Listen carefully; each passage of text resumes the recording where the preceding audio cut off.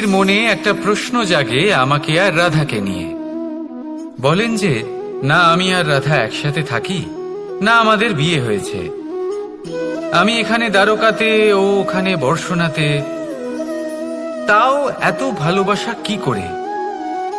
এ কেমন সম্পর্ক? আমি তাদের একটা সহজ কথা বলতে চাই। আপনি কখনো আয়নার দিকে দেখেছেন? নিজের দুই চোখের দিকে তাকিয়ে জিজ্ঞাসা করুন, এই দুই চোখ একসাথে কেন বন্ধ হয়, একসাথে কেন খোলে, একসাথে কেন ঘুমোয়, একসাথে কেন কাঁদে? আজীবন কোনো এক মানুষের সাথে সম্পর্ক রাখা অবশ্যই সম্ভব, তাদের সাথে দেখা না করে। আমার আর রাধার ভালোবাসাও কিছুটা এরকমই, আর কিছুটা এরকমই হয় ভালোবাসা দুই নয়নের মতো, যারা কখনোই মিলিত হবে না, কিন্তু চিরকালের জন্য একসাথে জুড়ে থাকবে। এই অনুভূতি নিঃস্বার্থ হয়, আর এই নিঃস্বার্থ ভালোবাসা আপনাকে আনন্দের পথে অগ্রসর করে। জীবনে সবসময় নিঃস্বার্থভাবে ভালোবাসুন, শুধুমাত্র আনন্দই পাবেন। তাহলে আসুন আমার সাথে নিঃস্বার্থভাবে ভালোবেসে বলুন, রাধা রাধা। প্রেম সংসারের সব থেকে পবিত্র বন্ধন, কিন্তু সত্যি বলতে কি, এটা বন্ধনের থেকে মুক্তি, স্বতন্ত্রতা।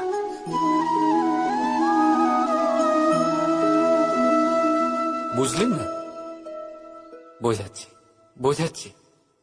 যদি কেউ আপনার প্রেম অস্বীকার করে, যদি কেউ আপনার প্রেম বুঝতেই না পারে, তাহলে কি হবে? কেউ উদাস হয়ে যাবে, কেউ কেউ ছলনা করে প্রেম পেতে চাইবে, আর কেউ বল প্রয়োগ করে প্রেমের ওপর অধিকার ফলাতে চাইবে। কিন্তু এটা আবশ্যক নয় যাকে আপনি ভালোবাসবেন সেও আপনাকে ভালোবাসবে, কারণ প্রেম কোনো বস্তু নয়, না রাজ্য না ধন যেটা আপনি বল প্রয়োগ করে নিজের বশে আনেন। প্রেম হলো সেই শক্তি যেটা আপনার সমস্ত বন্ধন খুলে দিতে পারে, কিন্তু নিজে কোনো বন্ধনে আটকা পড়ে না। তাই যাকেই আপনি ভালোবাসেন তাকে স্বতন্ত্র ছেড়ে দিন, কারণ স্বতন্ত্রতাই সেই গুণ যা প্রত্যেক প্রাণীর সবচেয়ে প্রিয়। প্রেম যদি সত্যি হয় তাহলে সে অবশ্যই বুঝতে পারে। ততদিন নিঃস্বার্থভাবে প্রেম করে যায়,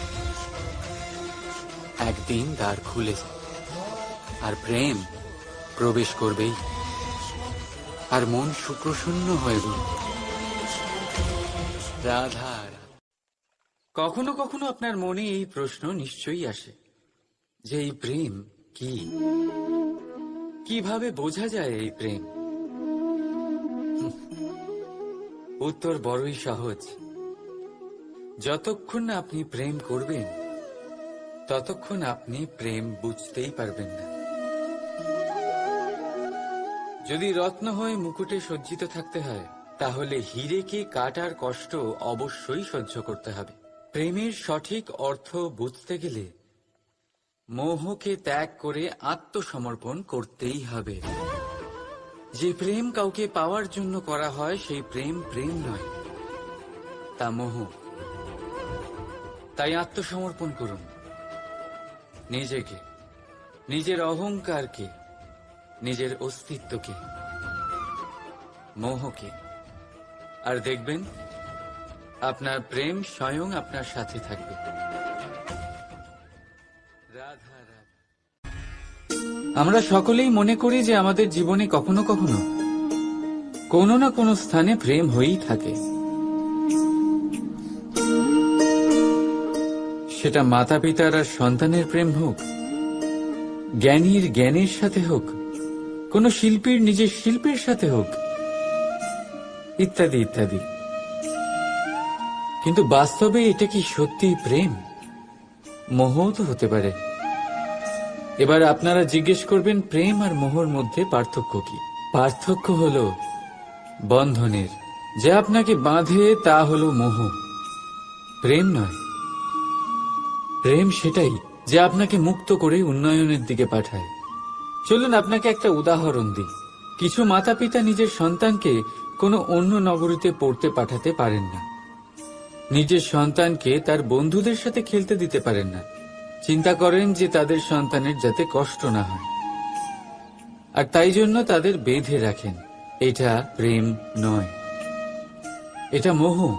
কারণ যদি এটা প্রেম হতো তাহলে ওনারা চাইতেন যে সন্তান মাতা পিতার আশ্রয় থেকে বেরিয়ে এই সংসারকে দেখুক, তাকে বুঝুক, আর তার থেকে জ্ঞান অর্জন করুক, নিজের অভিজ্ঞতার থেকে শিক্ষা নিয়ে নিজের একটা ব্যক্তিত্ব বানাক। মনে রাখবেন, মোহ থেকে ভয় জন্ম নেয়, আর প্রেম থেকে শুধুই আনন্দ। সেই কারণে বাঁধবেন না, মুক্ত করুন, কারণ এটাই প্রেম। রাধা রাধা।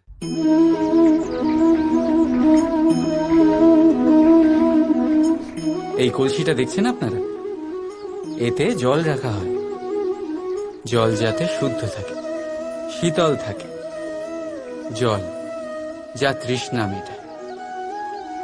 কিন্তু ভাবুন, যদি এই কলসির মাটি ঠিক না হয়, যদি একে ঠিক মতন মাখা না হয়, আকার দিয়ে একে ঠিক করে আগুনে যদি পোড়ানো না হয়, তাহলে কি হবে?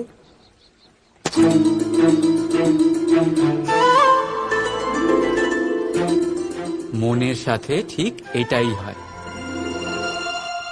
কারণ যদি প্রেম এই জল হয়, তাহলে কলসি হলো মন। মন রূপী পাত্রে যদি বিশ্বাসের মাটি না থাকে, যদি সেই মাটি অশ্রুতে না ভেজানো হয়, সময়রূপী কুমোর যদি তাকে আকার না দিয়ে থাকে, আর চরম পরীক্ষার আগুনে তা পোড়ানো না হয়, তাহলে প্রেম মনে থাকতে পারে না। যদি এই প্রেমকে পেতে হয়, তাহলে হৃদয়কে বশ করতে হবে, আর মন থেকে বলতে হবে রাধা। মানুষ নিজের জীবনে দুঃখ অনুভব করেন। প্রত্যেকের দুঃখ আলাদা হতে পারে। কারোর মনে এই দুঃখ থাকে যে সে তার বাবা মায়ের সব ইচ্ছে পূরণ করতে পারেননি। কেউ এটা ভেবে দুঃখ পান যে সে চিরকাল সদাচার করেছেন, সৎকর্ম করেছেন, কিন্তু তাও তাকে দুরাচারী বলে মনে করা হয়।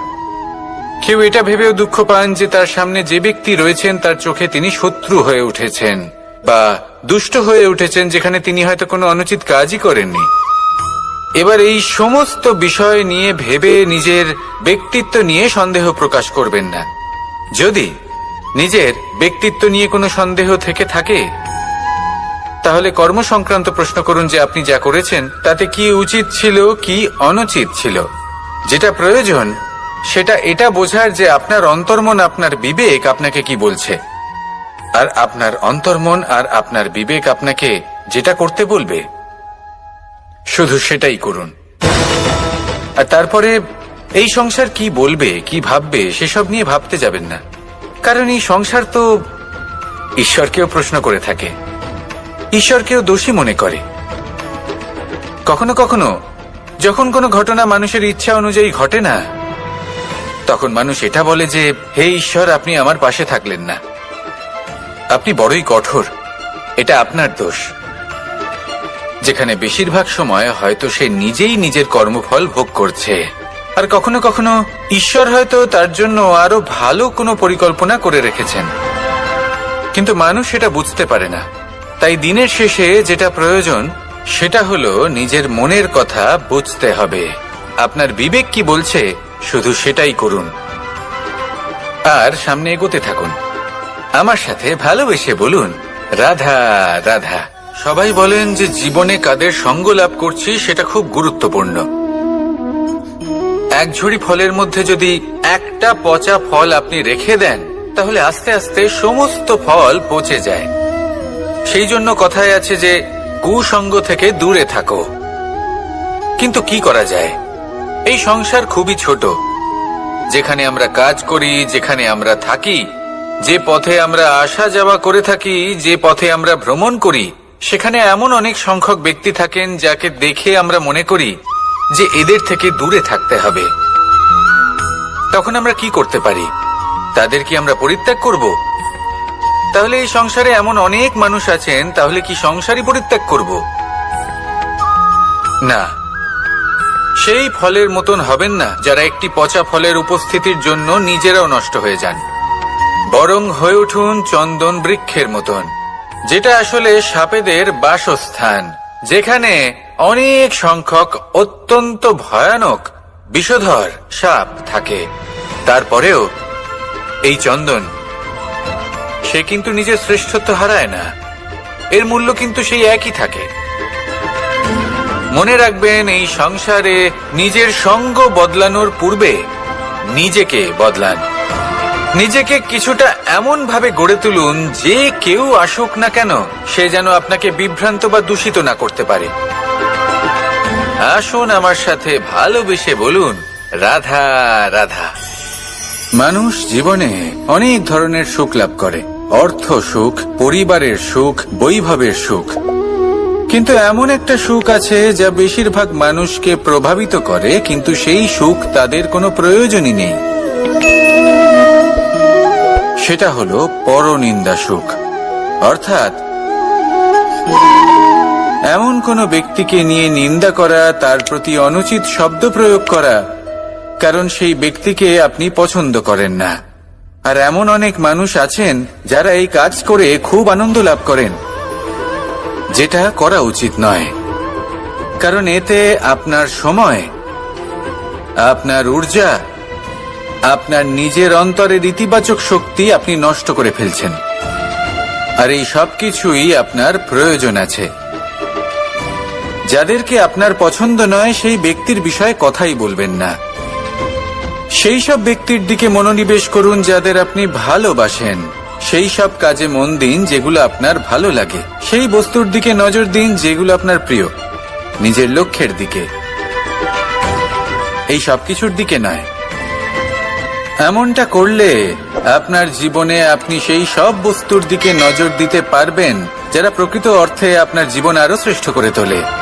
এমনটাই করুন, জীবন আরো অনেক বেশি সুন্দর হয়ে উঠবে। আর তখন এই মন প্রসন্ন হয়ে বলবে, রাধা রাধা। আজ আমরা আবার সাফল্য আর অসফলতার বিষয়ে কথা বলবো। সফল ব্যক্তি কে হয় এবং অসফল ব্যক্তি কে হয়, এই বিষয়ে আমরা আগে অনেকবার কথা বলেছি। প্রত্যেক ব্যক্তি সাফল্য লাভ করতে চান, কিন্তু প্রত্যেক ব্যক্তি সাফল্য লাভের এই কাজে সফল হতে পারেন না। এবার এটা কেন হয়, এর পেছনে কারণটা কি? কারণ হলো ভয়। সফল ব্যক্তি হলেন তিনি যিনি নিজের সিদ্ধান্ত দ্বারা এই সমস্ত সংসারকে বদলে দিয়ে থাকেন, এবং অসফল ব্যক্তি হলেন তিনি যিনি এই সংসারকে দেখে এর বিষয়ে ভেবে নিজের সিদ্ধান্ত বদলে ফেলেন।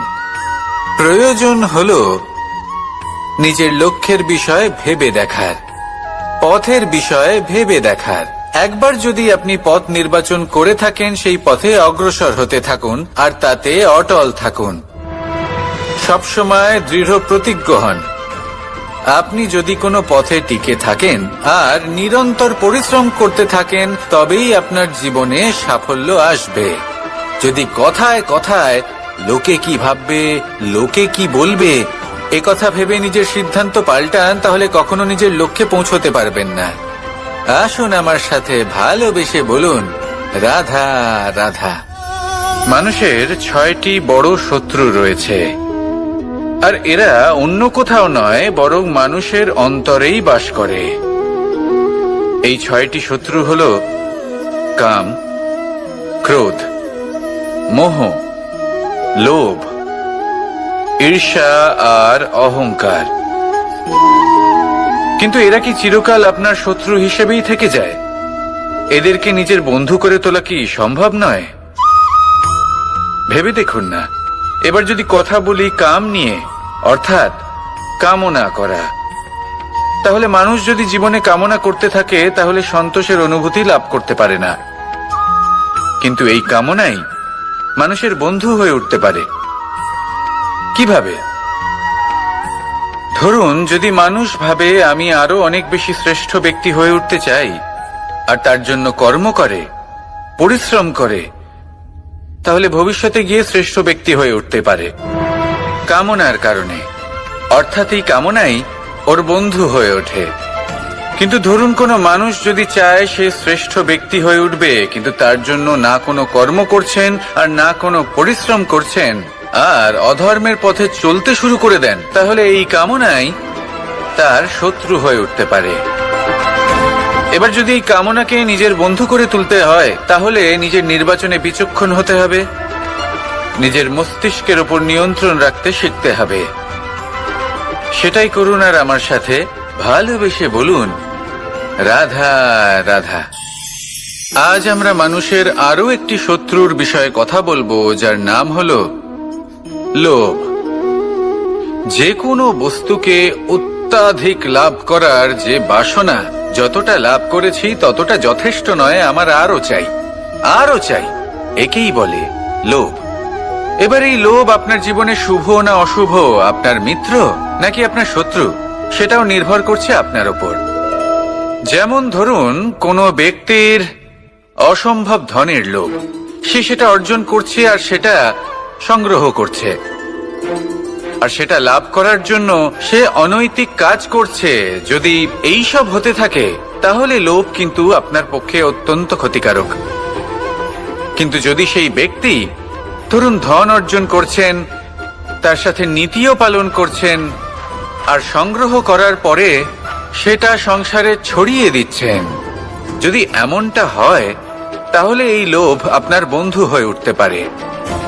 যদি আপনার সৎসঙ্গ লাভ করার, সৎকর্ম করার লোভ থাকে, তাহলে আপনি কখনো একা থাকবেন না। যদি ভালোবাসা প্রদান করার লোভ থাকে, এই সংসারকে সাহায্য করার লোভ থাকে, তাহলে এই লোভ যা সংসারের শত্রু, সেটা কিন্তু আপনার সাথে পরমাত্মার মিলন ঘটাতে পারে। এবার এই লোভকে নিজের মিত্র করে তুলবেন নাকি শত্রু করে তুলবেন, সেই সিদ্ধান্ত আপনারই। আসুন আমার সাথে ভালোবেসে বলুন, রাধা রাধা। কখনো এই প্রকৃতির দিকে তাকিয়ে থাকবেন। এই প্রকৃতি অনেক ধরনের শিক্ষা দেয়। কোন একটা গাছকে দেখুন কিভাবে সে মাটি থেকে জল শুষে নেয়। সে ঝড় হোক বা হোক কড়া রোদ, সব সহ্য করে এবং অবশেষে সে ফল ধারণ করে। আর সেই ফল উৎপন্ন করার পরে সে ফল কিন্তু সে নিজে গ্রহণ করে না, এই সংসারকে প্রদান করে, যাতে পশু পাখি মানুষ তারা এই ফল গ্রহণ করে শক্তিশালী হয়ে উঠতে পারে, সুস্থ থাকতে পারে। সেভাবেই নদী, সরোবর এরা নিজেরাও কিন্তু নিজেদের জল গ্রহণ করে না, মাটিকে প্রদান করে, পশু পাখিকে প্রদান করে। সূর্য নিজেও নিজের জন্য প্রজ্বলিত হয় না, সে প্রকাশ ছড়িয়ে দিতে চায় আমাদের সবার কাছে, সে আলো পৌঁছে দিতে চায়। এই প্রত্যেকের কর্মে পরমার্থ নিহিত আছে, আর সেই জন্যই এদের সকলকে পুজো করা হয়। তাই মনে রাখবেন, আপনার কাছে জীবন যাপনের অতিরিক্ত যা কিছুই আছে তা পরমার্থের জন্য। তাহলে তার সদ্ব্যবহার করুন আর আমার সাথে ভালোবেসে বলুন, রাধা রাধা। পরিবর্তন, এটা হলো সৃষ্টির অমূল্য নিয়ম। এই সংসারে সবকিছু সময়ান্তরে পরিবর্তিত হয়, এই সময়ও পরিবর্তিত হয়। পরিবর্তন চিরকাল হয়ে এসেছে আর চিরকাল হতে থাকবে। কিন্তু এবার আমরা সেই পরিবর্তন কিভাবে লাভ করব, যেটা আমাদের প্রয়োজন, যেটা আমরা চাই। আমরা জীবনে বিকাশ চাই। এই বিকাশ কিভাবে লাভ করতে পারি? এই প্রকৃতি কিন্তু আমাদের অত্যন্ত উত্তম উদাহরণ দিয়ে বুঝিয়েছে। একটি বিন্দুর উদাহরণ দিয়েছে, যা ভবিষ্যতে একটা বিশাল নদীর আকার ধারণ করে। এটা কিভাবে হয়? মেঘ থেকে একটি বিন্দু ঝরে পড়ে সেই পর্বতের ওপর যেখানে হিম আছে। সেই হিমের সংস্পর্শে আসা মাত্র সেই বিন্দুর সাথে আরো বেশ কিছু বিন্দু যুক্ত হয়, তারপর তারা অগ্রসর হয়, আরো কিছু বিন্দু যুক্ত হয়, আস্তে আস্তে একটা ক্ষীণ ধারার রূপ ধারণ করে। এবং সেটাই ভবিষ্যতে আরো এগোতে থাকে। অনেকটা যাওয়ার পর যখন অনেক সংখ্যক বিন্দু একসাথে যুক্ত হয় তখন সেটা বিশাল নদীর আকার ধারণ করে। এবার আমরা মানুষ বলে আমাদের সাথে এই নিয়মের অন্যথা হয় তা নয়। আমরাও এই প্রকৃতির অংশ, আমাদের ক্ষেত্রেও একই নিয়ম প্রযোজ্য। যখন পরিশ্রম করে অনেক সংখ্যক বিন্দু আমরা একত্রিত করব তখনই পরিবর্তনের নদী প্রবাহিত হবে। প্রয়োজন হলো নিরন্তর পরিশ্রম করা এবং ধৈর্য ধরা। এটা করতে থাকুন, জীবনে সবকিছু লাভ করতে পারবেন। কারণ প্রকৃতি আমাদের এটাই শিখিয়েছে, আর আমরা এই ব্রহ্মরই একটি অংশ, যার দ্বারা এই ব্রহ্মাণ্ড নির্মিত। আসুন আমার সাথে ভালোবেসে বলুন, রাধা রাধা। আমরা সকলে সামাজিক জীব। মানুষের সাথে দেখা সাক্ষাৎ করা এটা চিরকালই চলতে থাকে। আমরা কখনো কাউকে উপহার দিই, আবার কখনো কেউ আমাদের উপহার দেয়। কখনো কি এমন হয়েছে যে আপনি কাউকে একটা উপহার দিয়েছেন, কিছু সময় পরে বা কিছু মাস পরে সেই উপহারই ঘুরে ফিরে আপনার কাছেই এসেছে, অর্থাৎ সেই বস্তুটাই আপনার কাছে আবার ফিরে এলো? এরকম হয়। ছেলেবেলায় একদিন একজনের বিবাহ ছিল, তখন মা তাকে একটা উপহার দিতে চাইছিলেন। তাই তিনি একটা পোশাক বানালেন আর সেটাকে সুসজ্জিত করছিলেন। আমি দেখলাম আর জিজ্ঞেস করলাম যে মা, এই পোশাক এত সুসজ্জিত করার কি আছে? তখন মা বললেন যে কানাই, কখনো কাউকে এমনই উপহার দেবে, এমন প্রকারে দেবে যে সেটা যদি আবার ঘুরে ফিরে তোমার কাছে ফিরে আসে তাহলে যেন তোমার খারাপ না লাগে। এটাই কিন্তু হয় আমাদের ব্যবহারের সাথে, কর্মের সাথেও এবং আমাদের কথার সাথেও। তেমনই আচরণ করবেন যে আচরণ আপনি সহ্য করতে পারবেন। যদি মুখ থেকে কটু কথা বেরোতে থাকে তখন নিজেকে সংযত করে নিন। সেই শব্দই প্রয়োগ করুন যেটা আপনি তার বদলে শুনতে চাইবেন এবং আপনার দুঃখও হবে না। কারণ আপনার কর্ম এমন একটা উপহার যেটা আবার ঘুরে ফিরে ফলস্বরূপ আপনার কাছেই আসবে। সেই জন্য নিজের আচরণ শুভ করুন, নিজের মানসিকতা শুভ করুন, নিজের মুখ থেকে মধুর বাণী নিঃসৃত করুন আর এইভাবেই মধুরভাবে বলুন, রাধা রাধা। এই সংসারে প্রত্যেকটা জিনিসের নিজস্ব একটা বিশেষত্ব আছে, আর তার বিশেষত্বর জন্যই তাকে বিশেষ গুরুত্ব দেওয়া হয়। যদি কথা বলি অস্ত্রের, যেমন তরোয়াল, তরোয়াল নির্মাণ করা হয়েছে রক্ষার জন্য। কত তাড়াতাড়ি সে সামনে উপস্থিত শত্রুকে নিধন করতে পারে। এবার এই তরোয়ালের কোন গুণটা দেখা প্রয়োজন? সেটার ধার। সেই বস্তুটি নয় যার মধ্যে এই তরোয়াল রাখা হয়। সেইভাবেই যদি আমি কথা বলি বাণের, তাহলে এটা প্রয়োজনীয় নয় যে সেই বাণ কতটা তীক্ষ্ণ, কতটা বলশালী। এটা দেখা প্রয়োজন যে তার আকারটা কেমন। সে কি বাতাস ভেদ করে নিজের লক্ষ্যে পৌঁছতে পারবে? সেটা বেশি গুরুত্বপূর্ণ, সেই জায়গাটা নয় যেখানে সেই বাণ রাখা হয়। ঠিক সেইভাবেই যদি আপনি কোনো মানুষেরই মূল্য বুঝতে চান, তাকে পরখ করে দেখতে চান, তাহলে তার জাতি, তার ধর্ম, তার রূপ, তার আকার, সেগুলো দেখে তাকে পরখ করতে চেষ্টা করবেন না। তাকে পরখ এই সব কিছুর ভিত্তিতে করবেন না। তার স্বভাবটা দেখুন, তার গুণ দেখুন, তার প্রতিভা দেখুন, তার কর্ম দেখুন। কারণ এটাই সেই ব্যক্তির আসল পরিচয়, এটাই হলো তার অস্তিত্ব। যখনই আপনি কোনো নর্তককে শ্রেষ্ঠ নৃত্য প্রদর্শন করতে দেখেন তখন আপনি কিন্তু এটা ভাবেন না যে সে কোথা থেকে এসেছে, সে কি খায়, ওর বন্ধু বান্ধব কারা। আপনি তার নৃত্য দেখেন, ওর শিল্প দেখেন, সেটারই প্রশংসা করেন, সেটাকেই সম্মান করেন। সেইভাবে এই সংসারে সকলকে সম্মান করুন। আর এই সম্মানের আধার হওয়া উচিত তার গুণ, তার স্বভাব, তার কর্ম, তার রূপ আর তার বেশভূষা নয়। আসুন আমার সাথে ভালোবেসে বলুন, রাধা রাধা। এই সংসার বলে যে কৃষ্ণ হলো মহাযোগী, কেউ বলে যে কৃষ্ণ হলো সাংখ্য যোগের প্রবর্তক, কেউ বলে ভক্তি যোগের, কেউ বলে জ্ঞান যোগের, কেউ কেউ এটা মনে করেন যে অষ্টাঙ্গ যোগের প্রভু হলাম আমি। কিন্তু এই যোগ আসলে কি? যোগ বিষয়টাকে বোঝা খুব একটা কঠিন নয়, কিন্তু সেই যোগকে নিজের যাপনের অংশ করে তোলা হলো অত্যন্ত কঠিন, আর তার জন্য প্রয়োজন অভ্যাস। যোগ শব্দটার অর্থ হলো যুক্ত করা, আর এটা আমি ছোটবেলায় শিখেছিলাম। যখন আমার মাখন খেতে ইচ্ছে করত আর মা মাখনের সেই হাঁড়িটা ওপরে টাঙিয়ে রাখতেন, তখন আমরা ভাবতাম যে অত দূরে পৌঁছবো কি করে। তখন আমরা যোগের বিষয়ে জানতে পারলাম, আর তখন জানতে পারলাম যে সবথেকে গুরুত্বপূর্ণ যোগ আসলে কি? সহযোগিতা, সাহায্য। আমরা সব সখারা একসাথে জড়ো হতাম, একে অপরের পিঠের উপর উঠে দাঁড়াতাম, আর তারপর আমরা ওই মাখনের হাঁড়ির কাছে পৌঁছতে পারতাম, আর তারপর আমরা সবাই মিলে সেই মাখন ভাগ করে খেতাম। সহযোগিতা, এটা অত্যন্ত গুরুত্বপূর্ণ। পাণ্ডবরাও মহাভারতে এটাই করেছিলেন। ওনাদের সাথেও কেউ ছিল না, একে অপরকে সাহায্য করে ওনারা অনেক বীরদের একত্রিত করেছিলেন।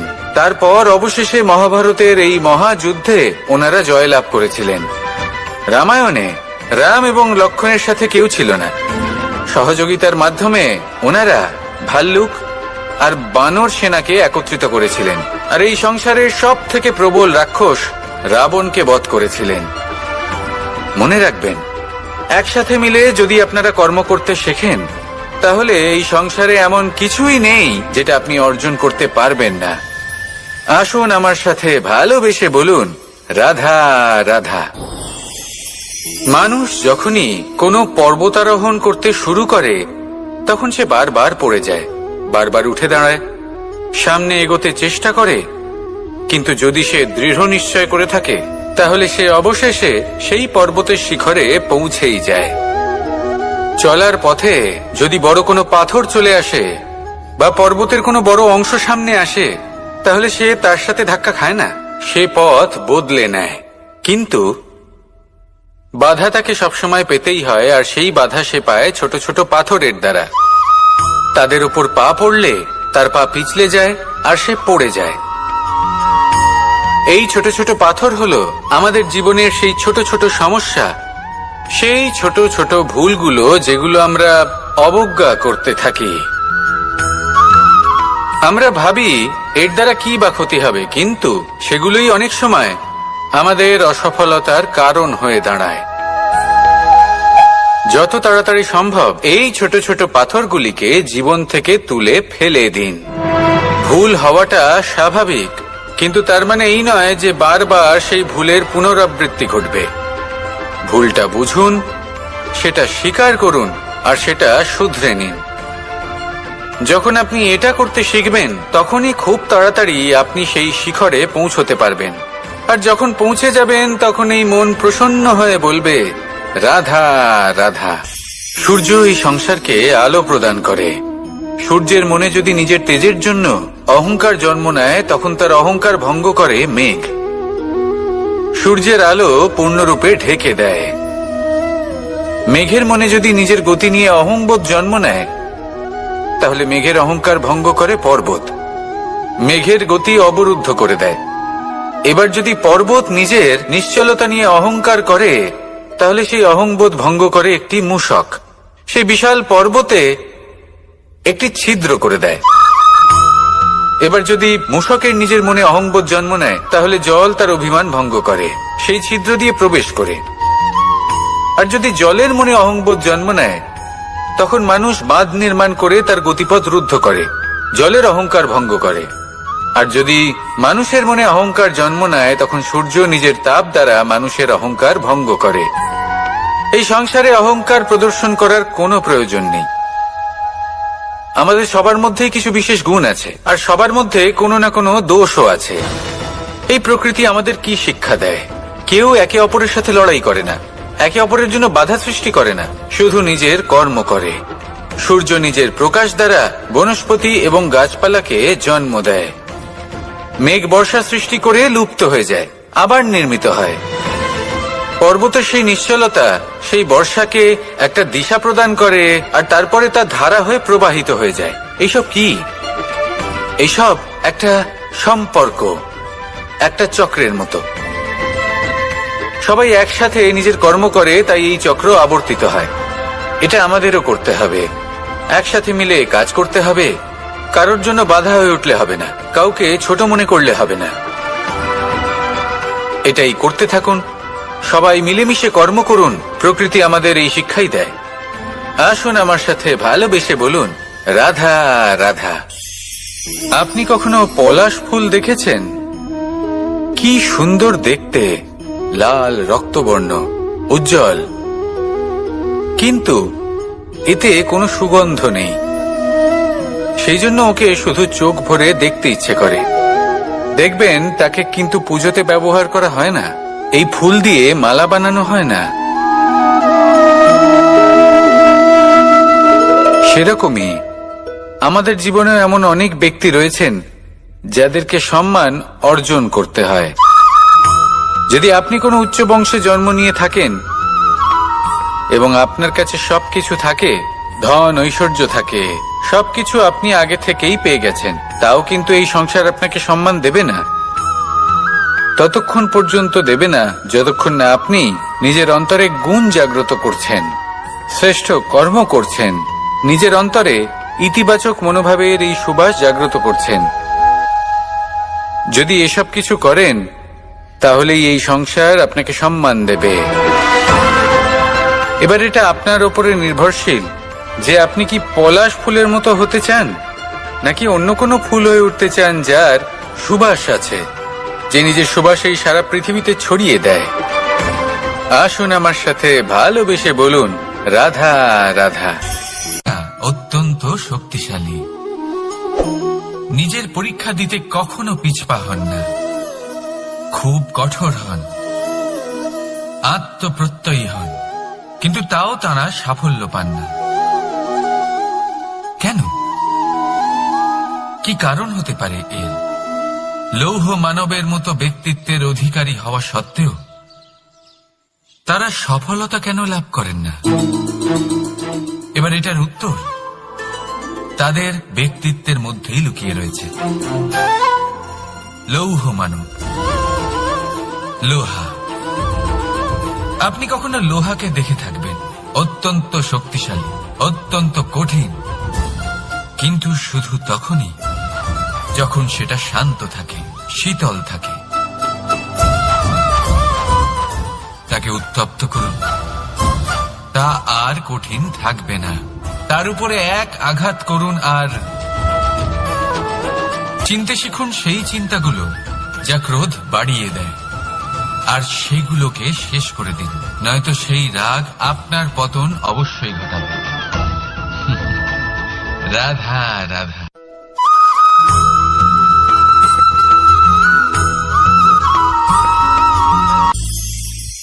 ভবিষ্যৎ।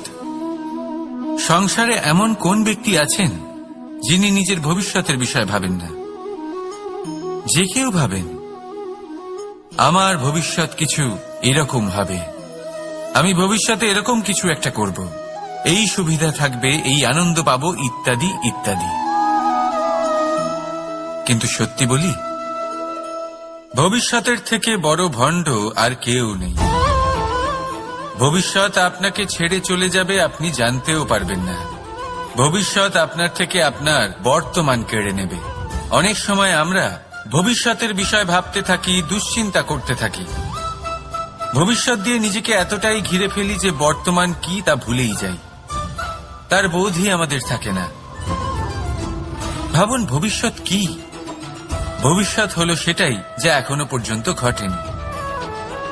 বর্তমান হলো সেটা যা এখন ঘটছে। তাহলে যা এখনো ঘটেইনি তার বিষয়ে দুশ্চিন্তা করে নিজেকে ব্যতিব্যস্ত কেন করছেন? এই বর্তমান, এটাই হলো গুরুত্বপূর্ণ। এর উপরে সমস্ত ভাবনা কেন্দ্রীভূত করুন। মনে লক্ষ্য অবশ্যই রাখুন, কিন্তু পুরো মনোযোগ শুধু বর্তমানে থাকবে। এই বর্তমানকে যদি সামলে নিতে পারেন, তাহলে আপনার ভবিষ্যৎ এমনি উজ্জ্বল হয়ে উঠবে। তাহলে আসুন আমার সাথে ভালোবেসে বলুন, রাধা রাধা।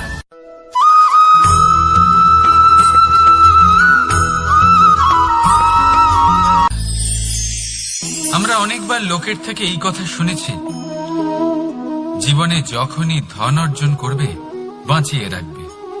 কি হয়, কঠিন পরিস্থিতিতে আপনার খারাপ সময় তা আপনার কাজে আসে।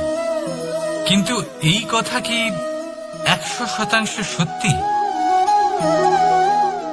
ভাবুন, এই সমস্ত ধন যে আপনি অর্জন করেছেন তা কি আপনাকে সুস্বাস্থ্য দিতে পারবে? এই সমস্ত ধন কি আপনাকে সুখ এনে দিতে পারবে? পারবে না, তাই না? চলুন আমি আপনাকে একটা কথা বলি। পরমেশ্বর, ঈশ্বর, যদি এই ঈশ্বরের ওপর আপনি বিশ্বাস রাখেন, সর্বদাই ভালো কাজ করেন, সবার মধ্যে প্রেম ছড়িয়ে দেন, আর সবার জন্য শুধু ও শুধুমাত্র শুভকামনা করেন, তাহলে আপনার সাথে কখনো কোনো খারাপ হতে পারে না। তাই সময় বদলান, সময় বদলানোর উপকরণ নয়। আর ভালোবেসে বলুন রাধা রাধা।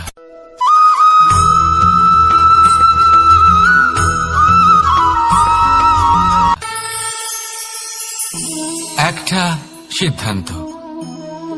এই জীবনে একটা সিদ্ধান্তের গুরুত্ব কি হতে পারে তা কখনো ভেবে দেখেছেন?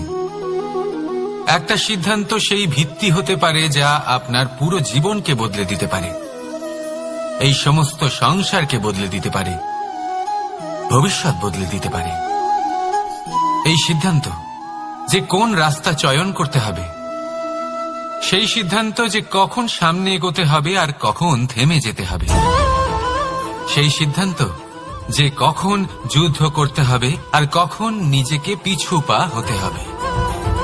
এই সিদ্ধান্ত হলো খুব গুরুত্বপূর্ণ। আর আপনি তো এই সংসারে একা নন, তাই আপনার একটা সিদ্ধান্ত শুধু আপনার জন্যই নয়, সমস্ত সংসারের জন্য গুরুত্বপূর্ণ হতে পারে। এবার এই সিদ্ধান্ত আপনারই হবে। ভাবনা চিন্তা করে নেবেন, সাফল্য পাবেন। রাধা রাধা।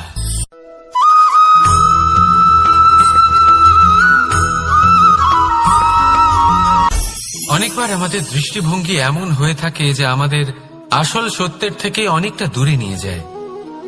আমরা যেরকম দেখি সেরকম সবসময় হয় না। এবারে দেখুন না, আমরা মানুষেরা, আমাদের ভালো লাগে, আমরা কোথাও গেলাম, আমাদের স্বাগত জানানো হলো, আমাদের প্রশংসা করা হলো, কেউ আমাদের দিকে হাসি মুখে তাকালো, আমাদের ভালোবাসলো, আমাদের ভালো লাগে।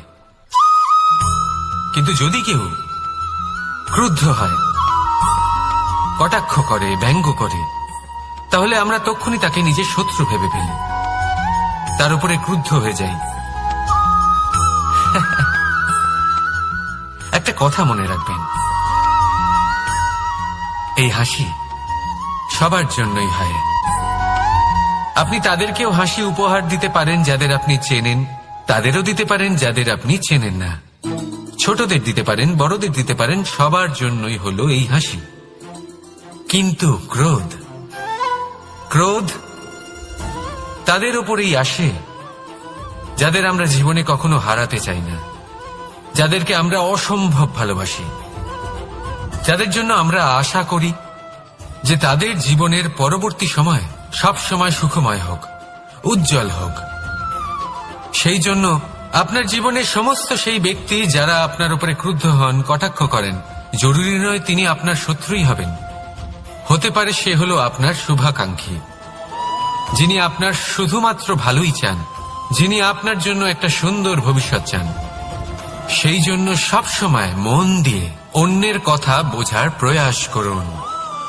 আপনি জানতে পারবেন তাদের কর্মের ধর্ম কি হতে পারে, আপনি জানতে পারবেন তাদের ক্রোধের মর্ম কি হতে পারে। রাধা রাধা।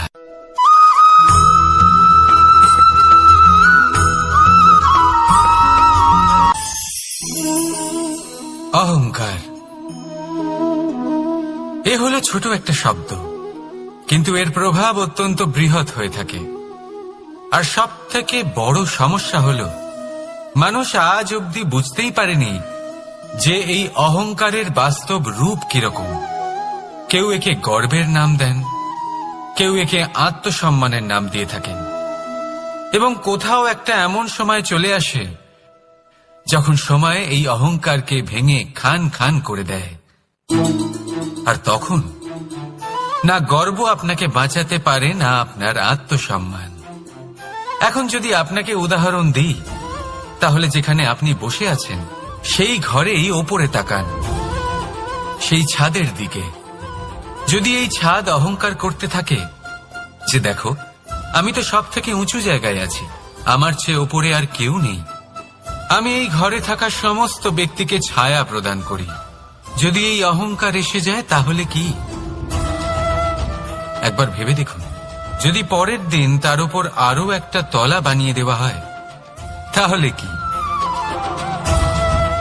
এই ছাদ যার নিজের উঁচু হবার অহংকার ছিল, যে সব থেকে ওপরে ছিল, সে এবার পায়ের তলায় চলে এসছে। এটাই হয়ে থাকে। মনে কখনোই অহংকার পোষণ করবেন না।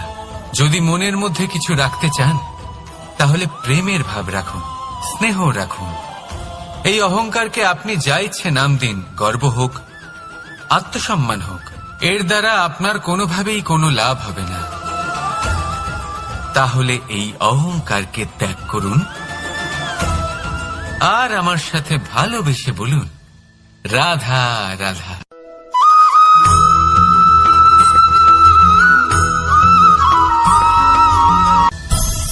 সংসারে অনেক সময় এরকম হয় যে আমরা খুব সমস্যায় থাকি, খুব বিপদের মধ্যে থাকি, আর সেই সমস্ত মানুষ যারা আমাদের কাছের মানুষ, আমাদের আপনজন, তারা আমাদের ত্যাগ করে চলে যান।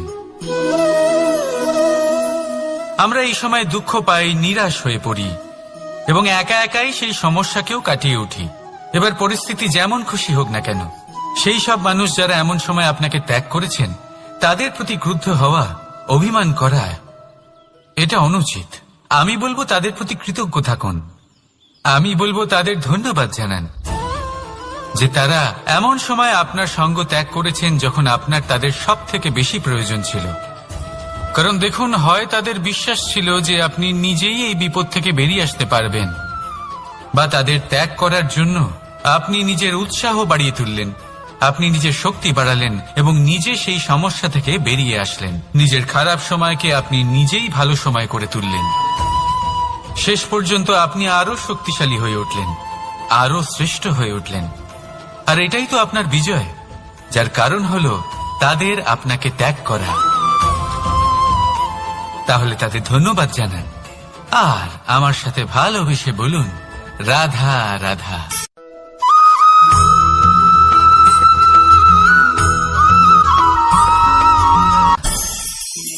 অনেক সময় যখন আমরা কর্ম করি, সাফল্য লাভ করি, কঠিন পরীক্ষায় উত্তীর্ণ হই, বড় কাজ করি, আমাদের মনে হয় এই সংসার আমাদের একটু প্রশংসা করুক, ভালো লাগে। অনেকবার মনে হয় এটা হলো আমাদের কর্মের ফলই বটে, আমরা আনন্দ পাই। কিন্তু যখন আমরা এই প্রশংসা পাই না, তখন কি হয়?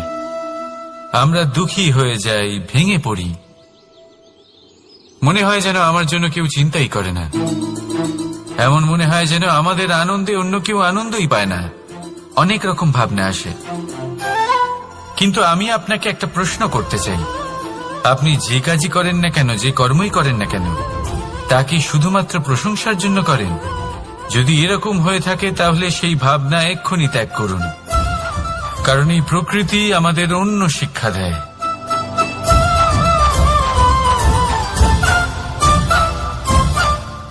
এই ফুলকে দেখুন,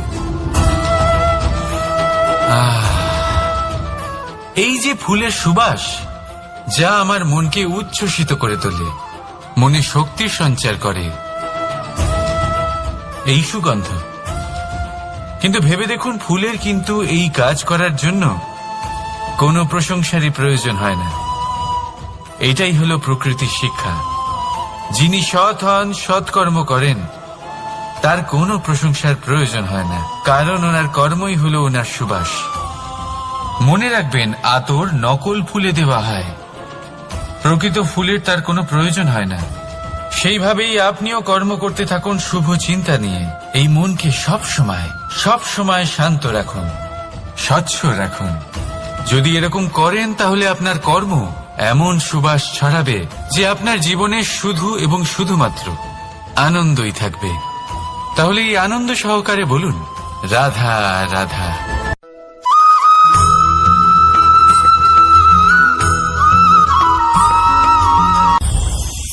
এই সংসারে যখনই কোনো সমস্যা আসে তখন আমরা আমাদের সব থেকে বড় সম্বলের কাছে আশ্রয় খুঁজি, তা হলো আমাদের বিশ্বাস।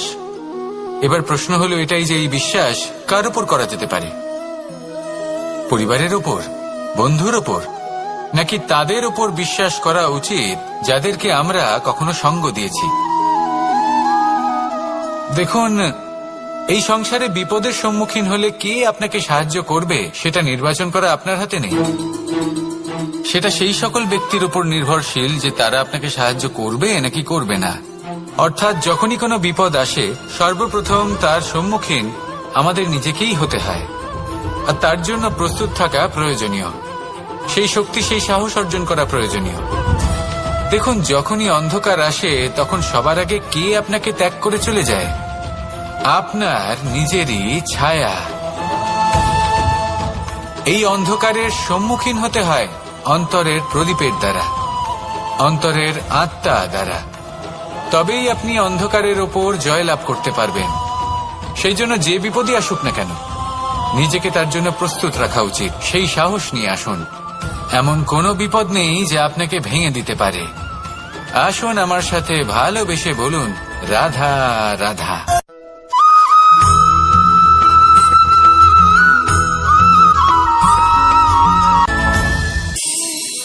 এই সংসারে এমন কোনো পর্বত নেই যা এতটাই উঁচু যে মানুষ তার শিখরে পৌঁছতে পারবে না, তাকে অতিক্রম করতে পারবে না। এই সংসারে এমন কোনো সাগর নেই যা কিনা এতটাই গভীর যেখানে মানুষ তার তলদেশে পৌঁছে ফিরে আসতে পারবে না।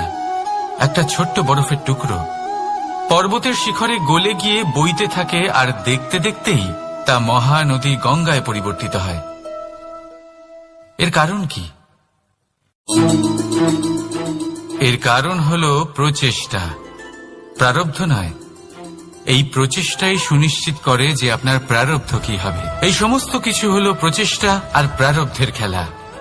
আপনার প্রচেষ্টা যেরকম হবে আপনার প্রারব্ধ সেরকমই হবে। আর আপনার প্রচেষ্টা যদি উচ্চ মানের হয় তাহলে প্রারব্ধকে আপনার সামনে নত হতেই হবে। কি বলেন? তাহলে আসুন আমার সাথে ভালোবেসে বলুন, রাধা রাধা। অনেক সময় মানুষ অতীতকে দেখেন আর তখন অহংবোধে পরিপূর্ণ হয়ে ওঠেন। কখনো বর্তমানের দিকে তাকান, ভবিষ্যতের দিকে তাকান আর পরিতৃপ্তিতে ভরে ওঠেন। কেন বুঝতে পারেন না একটা সহজ কথা? এই যে সৃষ্টি, এই সৃষ্টি হলো একটা বড় চক্র যা বারংবার আপনার কাছে ফিরে আসবেই। কঠিন থেকে কঠিনতর পরীক্ষায় আপনাকে নিযুক্ত করবে যাতে আপনাকে উত্তীর্ণ হতেই হবে। যা কাল ছিল তা আজ নেই, এটা সবাই জানেন। যা আজ আছে তা হয়তো কাল থাকবে না, এটাও আপনাকে মেনে নিতে হবে, তাও আবার হাসি মুখে। শান্ত থাকতে শিখুন আর কখনোই মনের মধ্যে অহংকার উৎপন্ন হতে দেবেন না। হতে শিখুন সেই হিমবাহের মতো।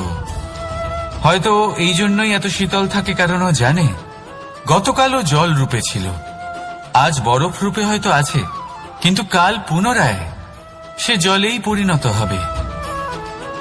নিজেকে শান্ত রাখুন। হয়তো আজ আপনি সাফল্যের শিখরে আছেন, হয়তো বা নেই। আপনাকে প্রত্যেক দিন অবশ্যই দেখতে হবে। শুধু নিরন্তর প্রচেষ্টা করতে থাকুন, প্রত্যেক পরিস্থিতির জন্য তৈরি থাকুন আর একে ভারসাম্যে রাখতে শিখুন। আপনার কাল হোক, আজ হোক বা আগামীকাল, আপনার ভালো দিন হোক বা খারাপ দিন, সব পবিত্র হয়ে যাবে।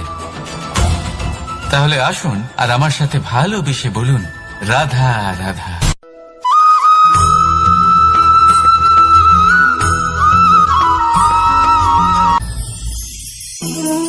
জীবনে ক্ষমা চাওয়া তাও কিছুটা সহজ, ক্ষমা করতে পারা অত্যন্ত কঠিন। ক্ষমা 2 অক্ষরের এই শব্দ হতে পারে, কিন্তু অত্যন্ত বড় এই শব্দ, অত্যন্ত গুরুত্বপূর্ণ এই শব্দ। কখনো কখনো অন্য কাউকে ক্ষমা করে দেওয়া তাও কিছুটা সহজ কাজ, কিন্তু নিজেকে ক্ষমা করতে পারা অত্যন্ত কঠিন হয়ে দাঁড়ায়। অতীতে যদি আমাদের এমন কোনো ভুল হয় যে কারণে আমরা নিজেকে ক্ষমা করতে পারি না, অনেক সময় এমন কিছু ভুল করে বসি যে বিষয় শুধু আমরাই জানি, কিন্তু আমরা নিজেকে ক্ষমাই করতে পারি না, আর আমাদের বিকাশ সেখানে স্তব্ধ হয়ে যায়। কারণ যদি আপনি ক্ষমা করতে না শেখেন, নিজেকে ক্ষমা যদি না করতে পারেন, তাহলে তা আপনার জীবনের সবথেকে বড় বাধা হয়ে দাঁড়াবে। সেই জন্য জীবনে অবশ্যই শিখুন যে কিভাবে নিজেকে ক্ষমা করতে হয়, আর শিখুন যে আগের করা ভুল আবার কি করে না করা যেতে পারে। এই মন হালকা হবে আর প্রসন্ন হয়ে বলবে, রাধা রাধা।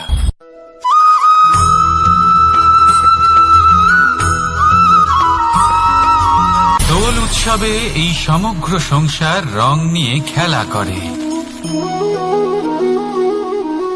কিন্তু এই রঙের সারমর্ম এই সংসার কি জানে? কখনো দেখেছেন একটা চিন্তিত মুখ শুধুমাত্র রঙের স্পর্শ পেয়ে আনন্দিত হয়ে ওঠে? দোলে আমরা কি করি? পুরাতনকে ত্যাগ করি আর নতুনকে স্বাগত জানাই। শিশিরকে বিদায় জানিয়ে এক সুন্দর, এক নতুন ঋতুকে আগমন জানাই। দুশ্চিন্তা দূর করে আসার নতুন রঙে রঙিন হয়ে ওঠা, নিজেকে আনন্দিত করা, এটাই তো হলো দোল। এবার দোলের একটা ব্যাপার আছে, দুটো রঙে একসাথে রঙিন হওয়া যায় না। একটা রং উঠলে তবেই আরেকটা রং লাগা সম্ভব। আরো একটা প্রশ্নও রয়েছে, কোন রংকে তুলে দিয়ে কোন রং মাখানো যেতে পারে? যদি আপনাকে উদাহরণ দিই, লোভের এই রং, তা যতক্ষণ লেগে থাকবে আনন্দের রং লাগতে পারবে না। যা হয়েছিল দ্বারকাবাসী এবং সামন্তক মণির মধ্যে। ভ্রান্তির রং যতক্ষণ লেগে থাকবে সত্যের রং লাগতে পারবে না, যা হয়েছে রুক্মিণীর সাথে। আর হিংসার এই রং যতক্ষণ লেগে থাকবে প্রেমের রং ততক্ষণ লাগতেই পারবে না, যা হয় আপনার আমার সবার সাথে। তাহলে আসুন একসাথে মিলে দোল পালন করি এবং সবকিছুর উপরে বিজয় লাভ করি। অন্ধকারের স্থানে আলো, ভ্রান্তির স্থানে সত্যের, হিংসার স্থানে প্রেমের, আর লোভের স্থানে আনন্দের এই সুন্দর রং মাখাই। শত্রুতা, ঘৃণা, হিংসা এই সব কিছু ত্যাগ করি আর সকলের সখা হয়ে উঠি, আর ভালোবেসে বলি শুভ দোল। হ্যাঁ, ওটা তো আমরা অবশ্যই বলবো, রাধা রাধা।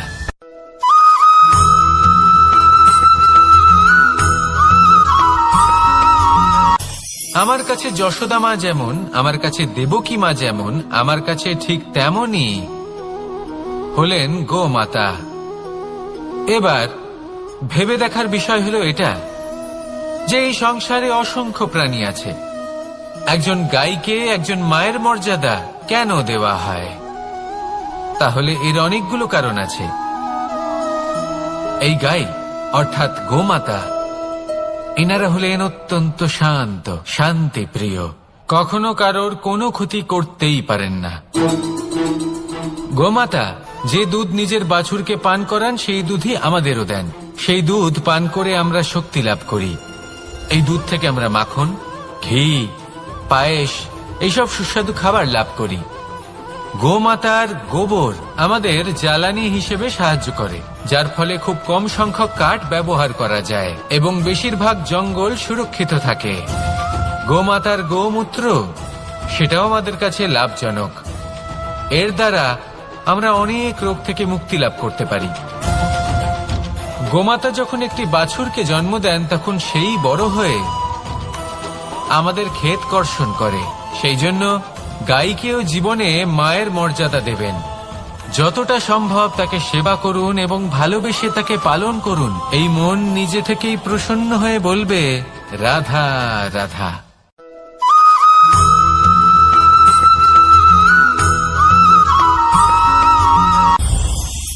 এই সংসারে যখনই কোনো সমস্যা আসে তখন আমরা আমাদের সব থেকে বড় সম্বলের কাছে আশ্রয় খুঁজি, তা হলো আমাদের বিশ্বাস।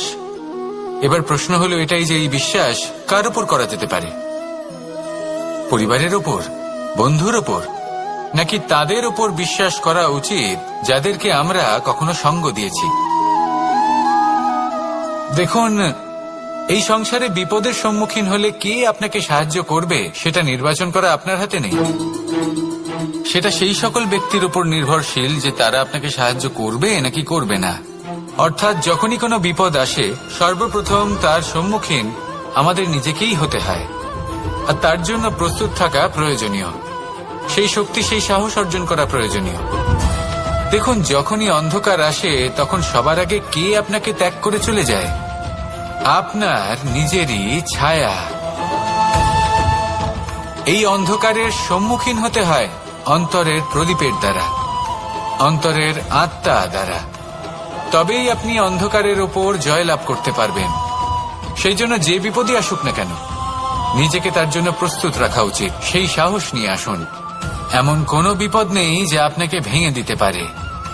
আসুন আমার সাথে ভালোবেসে বলুন, রাধা রাধা।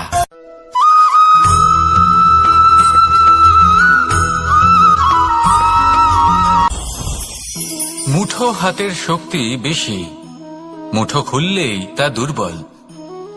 তা এমন কি থাকা উচিত এই বন্ধ মুঠোয় যা লাখের সমান? মানসিকতা এবং স্বপ্ন। মানুষ জন্মগ্রহণ করে, তার মানসিকতা সময়ের সাথে উন্নত হয়। মানসিকতা অনুযায়ী সে স্বপ্ন দেখে, আর সেই স্বপ্ন সার্থক করতে সে পরিশ্রম করতে থাকে। কিন্তু খুব গুরুত্বপূর্ণ একটা কথা আছে যা আপনার মনে রাখা উচিত। আপনার এই মানসিকতা, আপনার এই স্বপ্ন, তা যেন আপনার নিয়ন্ত্রণে থাকে। আপনার বন্ধ মুঠোয় যেন এর লাগাম থাকে, আপনি যেন এর প্রভু হন। যদি তা হয় তবেই আপনি লাভবান হবেন। যদি এরা আপনাকে নিয়ন্ত্রণ করতে থাকে, যদি আপনার মুঠো খুলে যায়, না পথ আপনার নিয়ন্ত্রণে থাকবে, না মানসিকতা থাকবে, না স্বপ্ন নিয়ন্ত্রণে থাকবে। আর যদি তাই হয় তাহলে আপনি আপনার ভবিষ্যৎ নষ্ট করে ফেলবেন। তাই নিয়ন্ত্রণ করতে শিখুন নিজের বিচার বুদ্ধি, নিজের মানসিকতা, নিজের স্বপ্নকে। নিজের এই স্বপ্ন পূরণ করুন আর আমার সাথে ভালোবেসে বলুন, রাধা রাধা।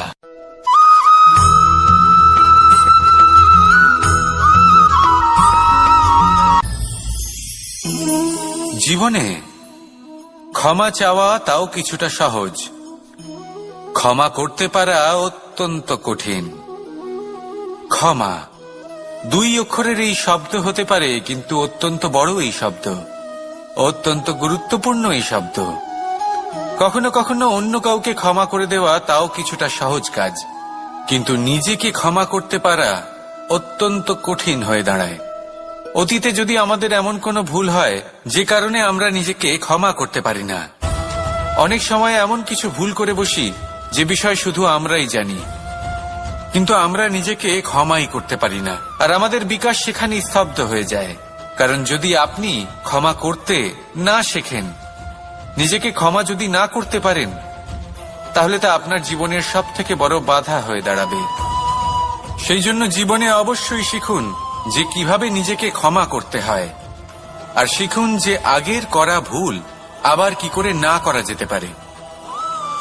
এই মন হালকা হবে আর প্রসন্ন হয়ে বলবে, রাধা রাধা।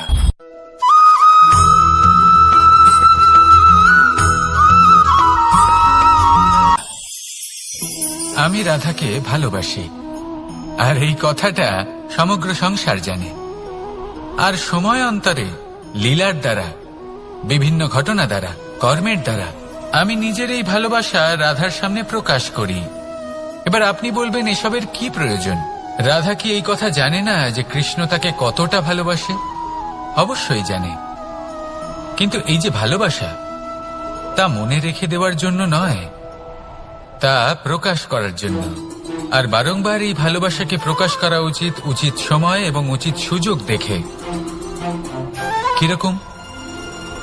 এবার যদি আপনি প্রেমীর সাথে কোনো উৎসবে থাকেন তাহলে তার সাথে নৃত্য সঙ্গীত করুন। যদি ভিড়ের মাঝে থাকেন তখন প্রেমীকে সম্মান করুন, একান্তে প্রসাধন করুন। দুঃখের সময় তার হাত ধরে থাকুন, সুখের সময় আলিঙ্গন করে রাখুন।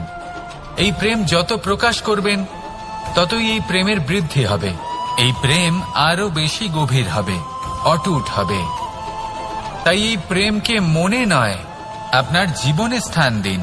মন খুলে প্রকাশ করুন আর আমার সাথে ভালোবেসে বলুন, রাধা রাধা।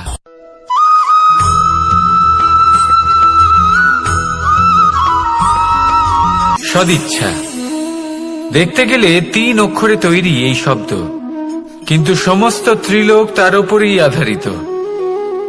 আপনি এই সংসারে এসেছেন, তখন অবশ্যই শ্বাস নেবেন, কিন্তু তার বদলে আপনাকে কিছু তো দিতেই হবে। আপনার উপর নির্ভর করছে আপনি কি দেবেন। কি দেবেন এই সংসারকে, এই সমাজকে, নিজের পরিবারকে, আর তার বদলে কি নেবেন? যশ নাকি অপযশ? দেখুন, এক ছিল রাবণ, যে কিনা সমুদ্র পার করল সীতাকে অপহরণ করার জন্য, আর এক ছিলেন রামচন্দ্র, যিনি সমুদ্র পার করেছিলেন, সেতু বানিয়ে গিয়েছিলেন সীতাকে ফিরিয়ে নিয়ে আসার জন্য। দুজনেই সমুদ্র পার করেছিলেন, শুধু পার্থক্য ছিল সদিচ্ছাকে বোঝার, লক্ষ্যের। অনেক মানুষের যাত্রা একরকম হতেই পারে, কিন্তু আনন্দ তখনই লাভ করবেন যখন লক্ষ্য শুভ হবে, মহান হবে। এই লক্ষ্য দিয়ে এই সংসারের কল্যাণ হবে এবং মানুষের সম্মান হবে। যদি আপনার সংকল্প উচিত হয় তাহলে আপনার লক্ষ্য উচিতই হবে, নয়তো শুধুমাত্র বিনাশ হবে। আর উচিত এটাই হবে যে বিনাশের হাত থেকে যেন নিজেকে বাঁচানো যায়, কি বলেন? তাই জীবনে যে লক্ষ্য স্থির করছেন, মনে রাখবেন তা যেন শুভ লক্ষ্য হয়। যদি এরকম হয় তাহলে আপনার যাত্রা, আপনার জীবন দুটোই শুভময় হবে। আসুন আর আমার সাথে ভালোবেসে বলুন, রাধা রাধা।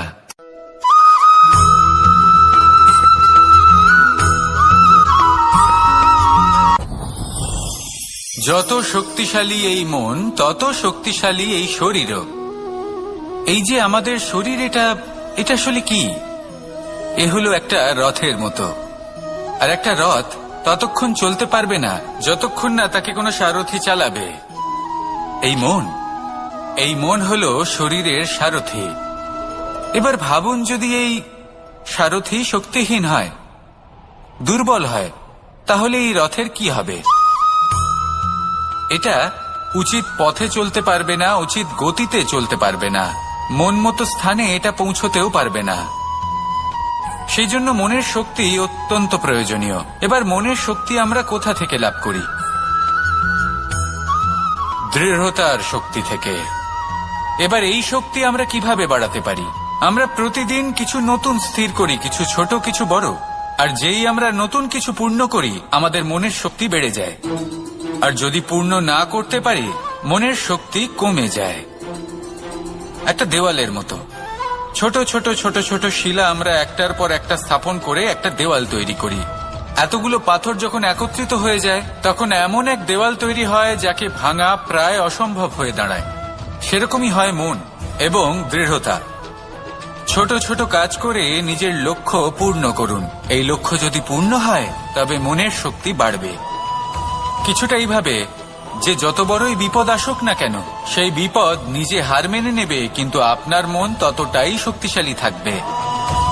তাই মনের শক্তি বাড়াতে থাকুন, যাতে আপনি উচিত পথে চলতে পারেন, উচিত গতিতে চলেন আর মনোবাঞ্ছিত স্থানে পৌঁছতে পারেন। তবেই এই মন প্রসন্ন হয়ে বলবে, রাধা রাধা।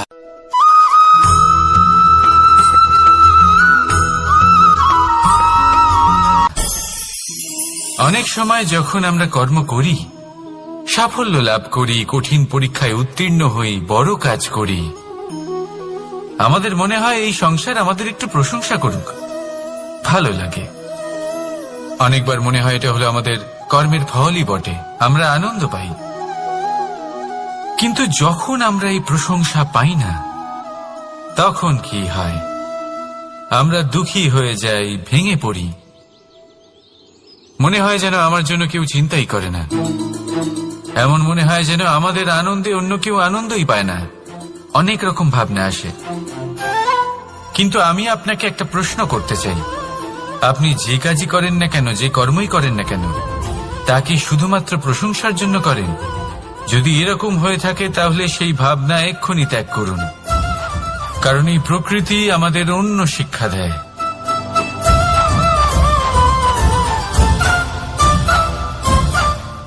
এই ফুলকে দেখুন, এই যে ফুলের সুবাস, যা আমার মনকে উচ্ছ্বসিত করে তোলে, মনে শক্তির সঞ্চার করে, এই সুগন্ধ। কিন্তু ভেবে দেখুন, ফুলের কিন্তু এই কাজ করার জন্য কোনো প্রশংসারই প্রয়োজন হয় না। এইটাই হলো প্রকৃতির শিক্ষা। যিনি সৎ হন, সৎকর্ম করেন, তার কোনো প্রশংসার প্রয়োজন হয় না, কারণ ওনার কর্মই হলো ওনার সুবাস। মনে রাখবেন, আতর নকল ফুলে দেওয়া হয়, প্রকৃত ফুলের তার কোনো প্রয়োজন হয় না। সেইভাবেই আপনিও কর্ম করতে থাকুন শুভ চিন্তা নিয়ে। এই মনকে সব সময় শান্ত রাখুন, স্বচ্ছ রাখুন। যদি এরকম করেন তাহলে আপনার কর্ম এমন সুবাস ছড়াবে যে আপনার জীবনে শুধু এবং শুধুমাত্র আনন্দই থাকবে। তাহলে এই আনন্দ সহকারে বলুন, রাধা রাধা।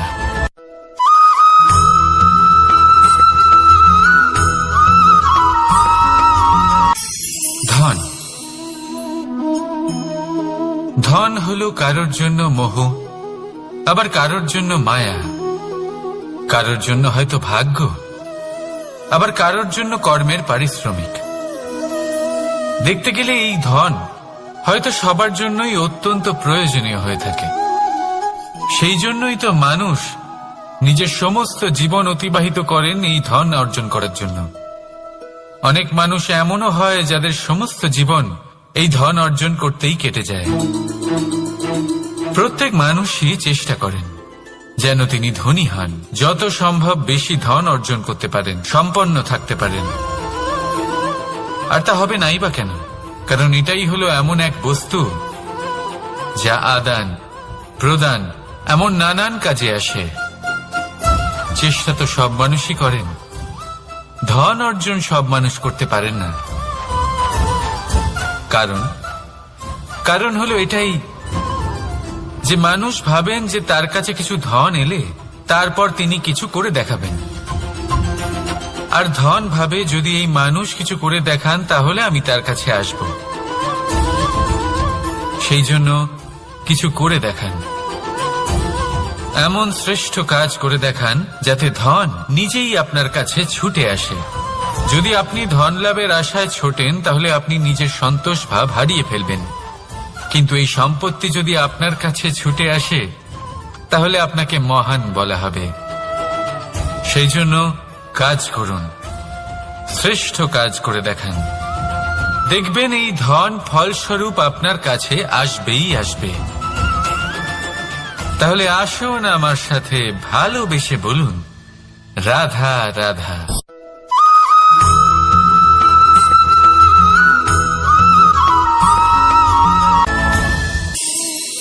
এই সংসারে এমন কোনো পর্বত নেই যা এতটাই উঁচু যে মানুষ তার শিখরে পৌঁছতে পারবে না, তাকে অতিক্রম করতে পারবে না। এই সংসারে এমন কোনো সাগর নেই যা কিনা এতটাই গভীর যেখানে মানুষ তার তলদেশে পৌঁছে ফিরে আসতে পারবে না। একটা ছোট্ট বরফের টুকরো পর্বতের শিখরে গলে গিয়ে বইতে থাকে, আর দেখতে দেখতেই তা মহানদী গঙ্গায় পরিবর্তিত হয়। এর কারণ কি? এর কারণ হলো প্রচেষ্টা, প্রারব্ধ নয়। এই প্রচেষ্টাই সুনিশ্চিত করে যে আপনার প্রারব্ধ কি হবে। এই সমস্ত কিছু হলো প্রচেষ্টা আর প্রারব্ধের খেলা। আপনার প্রচেষ্টা যেরকম হবে আপনার প্রারব্ধ সেরকমই হবে। আর আপনার প্রচেষ্টা যদি উচ্চ মানের হয় তাহলে প্রারব্ধকে আপনার সামনে নত হতেই হবে। কি বলেন?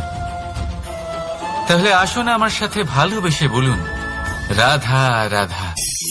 অনেক সময় মানুষ অতীতকে দেখেন আর তখন অহংবোধে পরিপূর্ণ হয়ে ওঠেন। কখনো বর্তমানের দিকে তাকান, ভবিষ্যতের দিকে তাকান আর পরিতৃপ্তিতে ভরে ওঠেন। কেন বুঝতে পারেন না একটা সহজ কথা? এই যে সৃষ্টি, এই সৃষ্টি হলো একটা বড় চক্র, যা বারংবার আপনার কাছে ফিরে আসবেই। কঠিন থেকে কঠিনতর পরীক্ষায় আপনাকে নিযুক্ত করবে, যাতে আপনাকে উত্তীর্ণ হতেই হবে। যা কাল ছিল তা আজ নেই, এটা সবাই জানেন। যা আজ আছে তা হয়তো কাল থাকবে না, এটাও আপনাকে মেনে নিতে হবে, তাও আবার হাসি মুখে। শান্ত থাকতে শিখুন আর কখনোই মনের মধ্যে অহংকার উৎপন্ন হতে দেবেন না। হতে শিখুন সেই হিমবাহের মতো। হয়তো এই জন্যই এত শীতল থাকে, কারণ ও জানে গতকালও জল রূপে ছিল, আজ বরফ রূপে হয়তো আছে, কিন্তু কাল পুনরায় সে জলেই পরিণত হবে। নিজেকে শান্ত রাখুন। হয়তো আজ আপনি সাফল্যের শিখরে আছেন, হয়তো বা নেই। আপনাকে প্রত্যেক দিন অবশ্যই দেখতে হবে। শুধু নিরন্তর প্রচেষ্টা করতে থাকুন, প্রত্যেক পরিস্থিতির জন্য তৈরি থাকুন, আর একে ভারসাম্যে রাখতে শিখুন। আপনার কাল হোক, আজ হোক বা আগামীকাল, আপনার ভালো দিন হোক বা খারাপ দিন, সব পবিত্র হয়ে যাবে। তাহলে আসুন আর আমার সাথে ভালোবেসে বলুন, রাধা রাধা।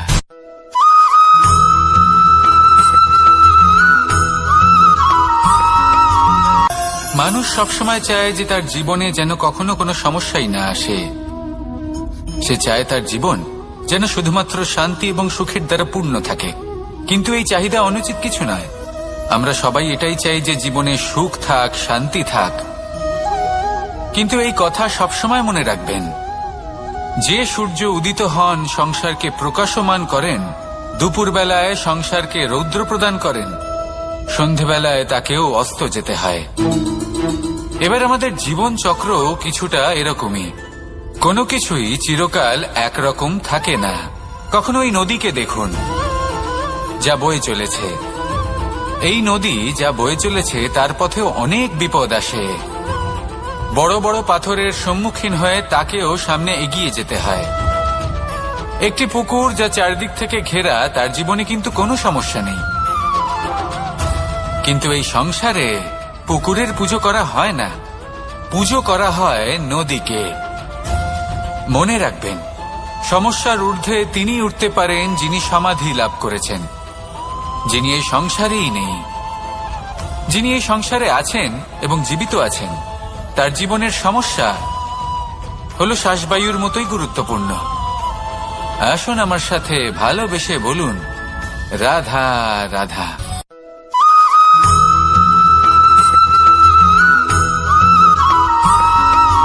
দোল উৎসবে এই সমগ্র সংসার রং নিয়ে খেলা করে, কিন্তু এই রঙের সারমর্ম এই সংসার কি জানে? কখনো দেখেছেন একটা চিন্তিত মুখ শুধুমাত্র রঙের স্পর্শ পেয়ে আনন্দিত হয়ে ওঠে? দোলে আমরা কি করি?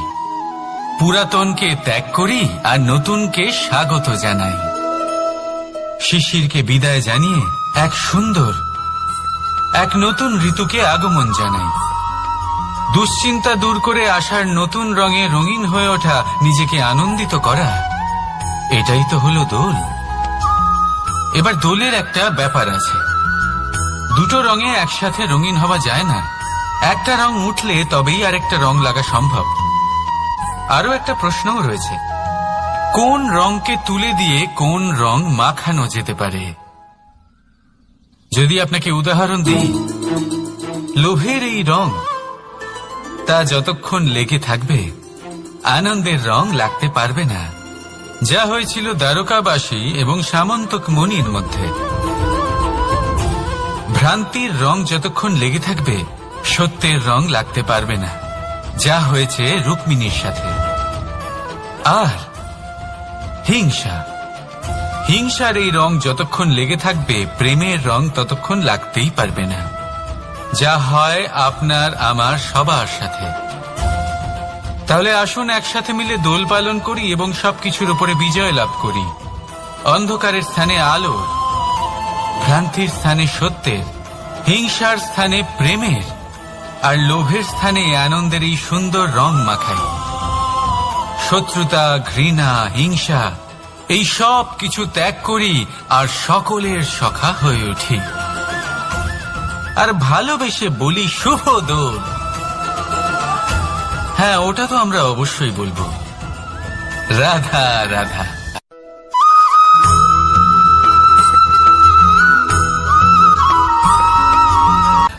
জীবনের এই পথে এগোতে এগোতে আমরা কোথাও থেমে যাই, আমরা জানি না কেন।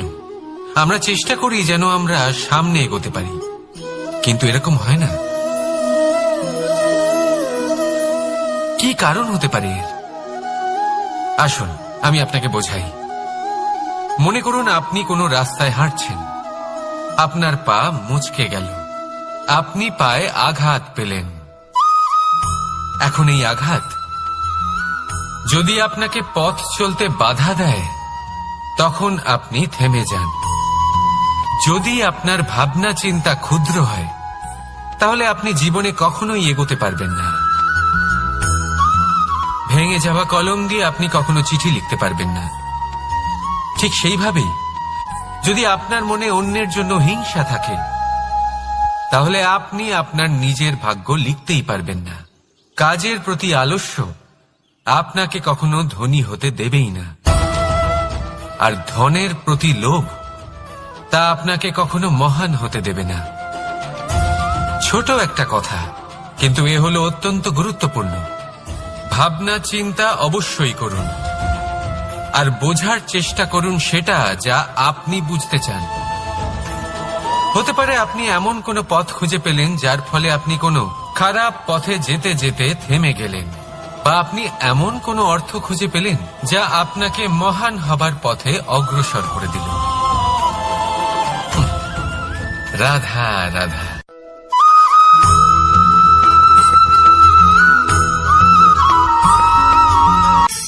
ধন, ধন হলো কারোর জন্য মোহ, আবার কারোর জন্য মায়া, কারোর জন্য হয়তো ভাগ্য, আবার কারোর জন্য কর্মের পারিশ্রমিক। দেখতে গেলে এই ধন হয়তো সবার জন্যই অত্যন্ত প্রয়োজনীয় হয়ে থাকে। সেই জন্যই তো মানুষ নিজের সমস্ত জীবন অতিবাহিত করেন এই ধন অর্জন করার জন্য। অনেক মানুষ এমনও হয় যাদের সমস্ত জীবন এই ধন অর্জন করতেই কেটে যায়। প্রত্যেক মানুষই চেষ্টা করেন যেন তিনি ধনী হন, যত সম্ভব বেশি ধন অর্জন করতে পারেন, সম্পন্ন থাকতে পারেন। আর তা হবে নাই বা কেন? কারণ এটাই হলো এমন এক বস্তু যা আদান প্রদান এমন নানান কাজে আসে। চেষ্টা তো সব মানুষই করেন, ধন অর্জন সব মানুষ করতে পারেন না। কারণ হলো এটাই যে মানুষ ভাবেন যে তার কাছে কিছু ধন এলে তারপর তিনি কিছু করে দেখাবেন, আর ধন ভাবে যদি এই মানুষ কিছু করে দেখান তাহলে আমি তার কাছে আসব। সেই জন্য কিছু করে দেখান, এমন শ্রেষ্ঠ কাজ করে দেখান যাতে ধন নিজেই আপনার কাছে ছুটে আসে। যদি আপনি ধন লাভের আশায় ছোটেন তাহলে আপনি নিজের সন্তোষ ভাব হারিয়ে ফেলবেন, কিন্তু এই সম্পত্তি যদি আপনার কাছে ছুটে আসে তাহলে আপনাকে মহান বলা হবে। সেই জন্য কাজ করুন, শ্রেষ্ঠ কাজ করে দেখান, দেখবেন এই ধন ফলস্বরূপ আপনার কাছে আসবেই আসবে। তাহলে আসুন আমার সাথে ভালোবেসে বলুন রাধা রাধা।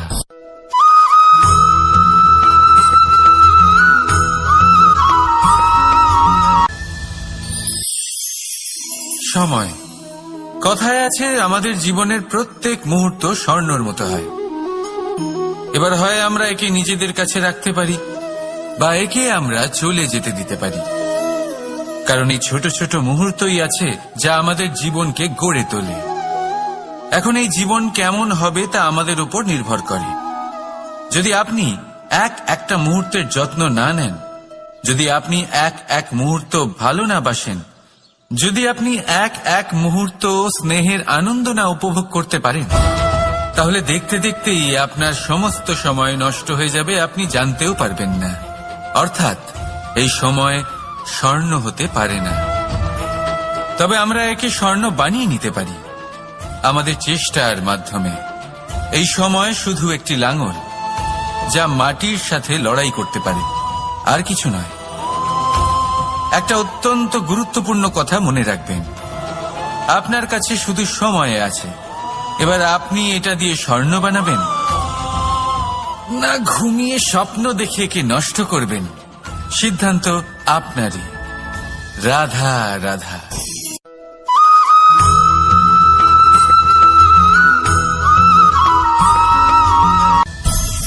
সংসারে অনেক সময় এরকম হয় যে আমরা খুব সমস্যায় থাকি, খুব বিপদের মধ্যে থাকি, আর সেই সমস্ত মানুষ যারা আমাদের কাছের মানুষ, আমাদের আপনজন, তারা আমাদের ত্যাগ করে চলে যান।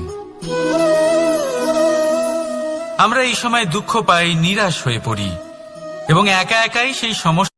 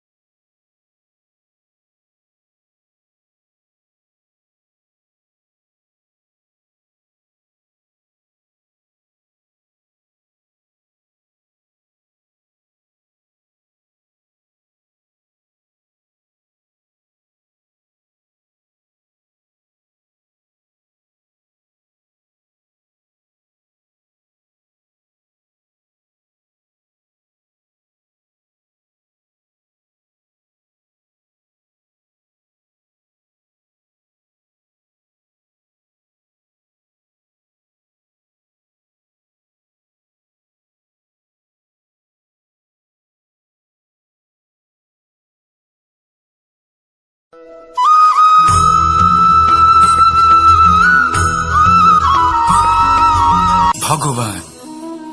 প্রত্যেক কঠিন পরিস্থিতিতে এই নামই আছে যা আমাদের উপায় দিয়ে থাকে। ব্যক্তি যান, ভগবানের পুজো করেন, আরাধনা করেন, ব্রত পালন করেন, মন্দিরে যান, পুজো পাঠ করেন, ভগবানকে জাগিয়ে তোলেন, আর তারপর শুরু হয় সমস্ত প্রশ্ন। হে ভগবান, আমার সাথে এরকম কেন হচ্ছে? কেন আমারই জীবনে এত দুঃখ আছে? আমি কিভাবে এর সম্মুখীন হব? আমাকে কেন এত কষ্ট ভোগ করতে হচ্ছে? হে ভগবান, আমি কি করব? আমাকে সাহায্য করুন, কোনো রাস্তা দেখান।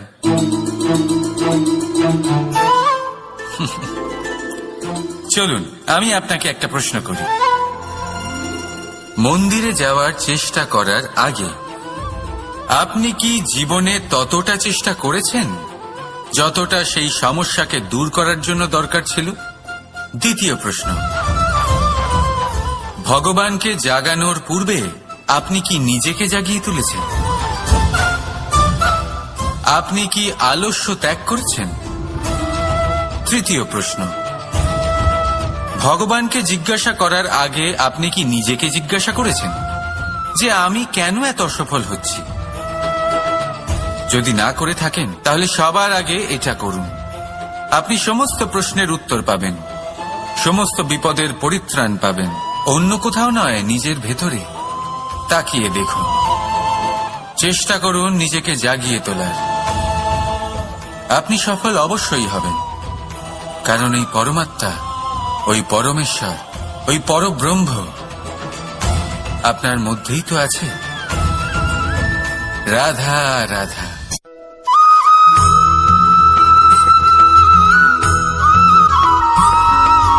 দোল উৎসবে এই সমগ্র সংসার রং নিয়ে খেলা করে, কিন্তু এই রঙের সারমর্ম এই সংসার কি জানে? কখনো দেখেছেন একটা চিন্তিত মুখ শুধুমাত্র রঙের স্পর্শ পেয়ে আনন্দিত হয়ে ওঠে? দোলে আমরা কি করি? পুরাতনকে ত্যাগ করি আর নতুনকে স্বাগত জানাই।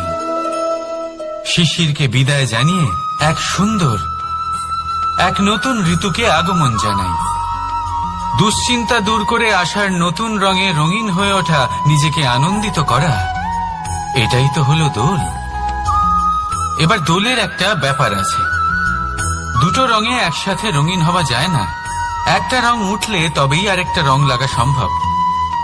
আরো একটা প্রশ্নও রয়েছে, কোন রংকে তুলে দিয়ে কোন রং মাখানো যেতে পারে? যদি আপনাকে উদাহরণ দিই, লোভের এই রং তা যতক্ষণ লেগে থাকবে আনন্দের রং লাগতে পারবে না। যা হয়েছিল দ্বারকাবাসী এবং সামন্তক মণির মধ্যে। ভ্রান্তির রং যতক্ষণ লেগে থাকবে সত্যের রং লাগতে পারবে না, যা হয়েছে রুক্মিণীর সাথে। আর হিংসার এই রং যতক্ষণ লেগে থাকবে প্রেমের রং ততক্ষণ লাগতেই পারবে না, যা হয় আপনার আমার সবার সাথে। তাহলে আসুন একসাথে মিলে দোল পালন করি এবং সবকিছুর উপরে বিজয় লাভ করি।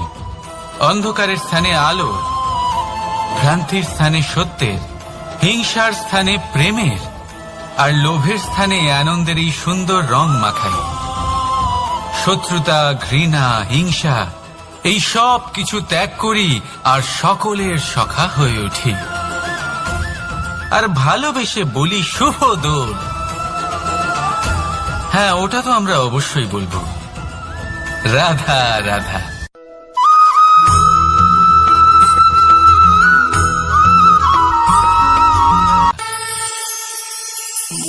একটা সিদ্ধান্ত। এই জীবনে একটা সিদ্ধান্তের গুরুত্ব কি হতে পারে তা কখনো ভেবে দেখেছেন? একটা সিদ্ধান্ত সেই ভিত্তি হতে পারে যা আপনার পুরো জীবনকে বদলে দিতে পারে, এই সমস্ত সংসারকে বদলে দিতে পারে, ভবিষ্যৎ বদলে দিতে পারে। এই সিদ্ধান্ত যে কোন রাস্তা চয়ন করতে হবে, সেই সিদ্ধান্ত যে কখন সামনে এগোতে হবে আর কখন থেমে যেতে হবে, সেই সিদ্ধান্ত যে কখন যুদ্ধ করতে হবে আর কখন নিজেকে পিছু পা হতে হবে। এই সিদ্ধান্ত হলো খুব গুরুত্বপূর্ণ। আর আপনি তো এই সংসারে একা নন, তাই আপনার একটা সিদ্ধান্ত শুধু আপনার জন্যই নয়, সমস্ত সংসারের জন্য গুরুত্বপূর্ণ হতে পারে। এবার এই সিদ্ধান্ত আপনারই হবে। ভাবনা চিন্তা করে নেবেন, সাফল্য পাবেন। রাধা রাধা।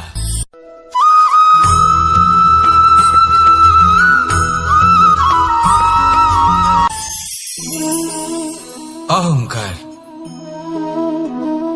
এ হলো ছোট একটা শব্দ, কিন্তু এর প্রভাব অত্যন্ত বৃহৎ হয়ে থাকে। আর সব থেকে বড় সমস্যা হলো মানুষ আজ অবধি বুঝতেই পারেনি যে এই অহংকারের বাস্তব রূপ কিরকম। কেউ একে গর্বের নাম দেন, কেউ একে আত্মসম্মানের নাম দিয়ে থাকেন, এবং কোথাও একটা এমন সময় চলে আসে যখন সময় এই অহংকারকে ভেঙে খান খান করে দেয়। আর তখন না গর্ব আপনাকে বাঁচাতে পারে, না আপনার আত্মসম্মান। এখন যদি আপনাকে উদাহরণ দিই, তাহলে যেখানে আপনি বসে আছেন সেই ঘরেই ওপরে তাকান, সেই ছাদের দিকে। যদি এই ছাদ অহংকার করতে থাকে যে দেখো আমি তো সব থেকে উঁচু জায়গায় আছি, আমার চেয়ে ওপরে আর কেউ নেই, আমি এই ঘরে থাকা সমস্ত ব্যক্তিকে ছায়া প্রদান করি, যদি এই অহংকার এসে যায় তাহলে কি? একবার ভেবে দেখুন, যদি পরের দিন তার উপর আরো একটা তলা বানিয়ে দেওয়া হয় তাহলে কি? এই ছাদ যার নিজের উঁচু হবার অহংকার ছিল, যে সব থেকে ওপরে ছিল, সে এবার পায়ের তলায় চলে এসছে। এটাই হয়ে থাকে। মনে কখনোই অহংকার পোষণ করবেন না। যদি মনের মধ্যে কিছু রাখতে চান তাহলে প্রেমের ভাব রাখুন, স্নেহ রাখুন। এই অহংকারকে আপনি যা ইচ্ছে নাম দিন, গর্ব হোক, আত্মসম্মান হোক, এর দ্বারা আপনার কোনোভাবেই কোনো লাভ হবে না। তাহলে এই অহংকারকে ত্যাগ করুন আর আমার সাথে ভালোবেসে বলুন, রাধা রাধা।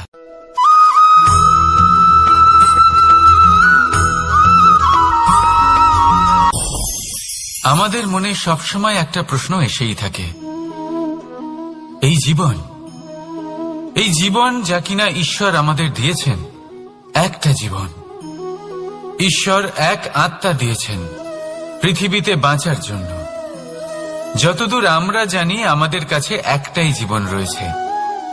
আমরা ভাবি এই জীবন গুছিয়ে কিভাবে রাখা যায়, প্রত্যেক মানুষ ভাবেন যে আমি কি করি যাতে এই জীবনকে গুছিয়ে রাখা যায়, কিরকম কর্ম করব, কিরকম পুণ্য করব, কি ধরনের শাস্ত্র পড়ব যাতে আমি সেই জ্ঞান অর্জন করি যাতে জীবনটা সুন্দর করে তুলতে পারি। আমাদের সমগ্র জীবন কেটে যায় এই প্রশ্নের উত্তর খুঁজতে, সেই শাস্ত্র অধ্যয়ন করতে। এমন অনেক মানুষ তাও বুঝতে পারেন না। আসুন আজ আমি আপনাকে একটা সহজ কথা বলি, যার দ্বারা আপনি নিজের জীবন সুন্দর করবেন। জীবন, জিহ্বা,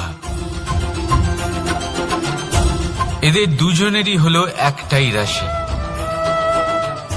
জিহ্বা অর্থের মধ্যে দ্বিতীয় তত্ত্ব হল ধরণী, ভূমি, যাকে আমরা ধরণী মাতা বলি। এই ধরণী ধৈর্য ধারণ করে, আর এর ওপরেই আমাদের সমগ্র সংসার নির্ভরশীল। কারণ এই ভূমি সহ্য ক্ষমতা রাখে, এর সহ্য ক্ষমতা হল অপরিসীম। সন্তান যতই আঘাত প্রদান করুক না কেন, প্রেম পূর্বক সহ্য করে, আর তার বদলে অমূল্য রত্ন প্রদান করে। সন্তান যদি হাল চালায়, তাহলে তার বদলে তাকে অন্ন প্রদান করে। এটাই হলো ধরণী। এবার এর থেকে আমরা কি শিক্ষা পেতে পারি? এটাই যে কারোর জন্য কিছু করা বা কাউকে কিছু দেওয়া মনে কোনো কামনা ছাড়াই। আর এই কথাটা বুঝে যান, যদি কারোর জন্য কামনা না রেখে বা কোনো পাওয়ার আশা না রেখে কারোর জন্য কিছু করেন বা কারোকে কিছু দেন, যদি এটা আপনি শিখতে পারেন, তবে আপনি ভালোবাসতে শিখে গেছেন।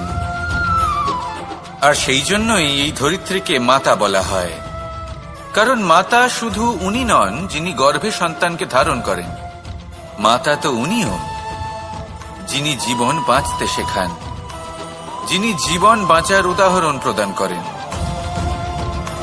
তাহলে ধরণীর থেকে এই নিঃস্বার্থ ভাব শিখুন, নিঃস্বার্থ ভালোবাসা শিখুন, আর এই ভালোবাসার সাথেই বলুন রাধা রাধা।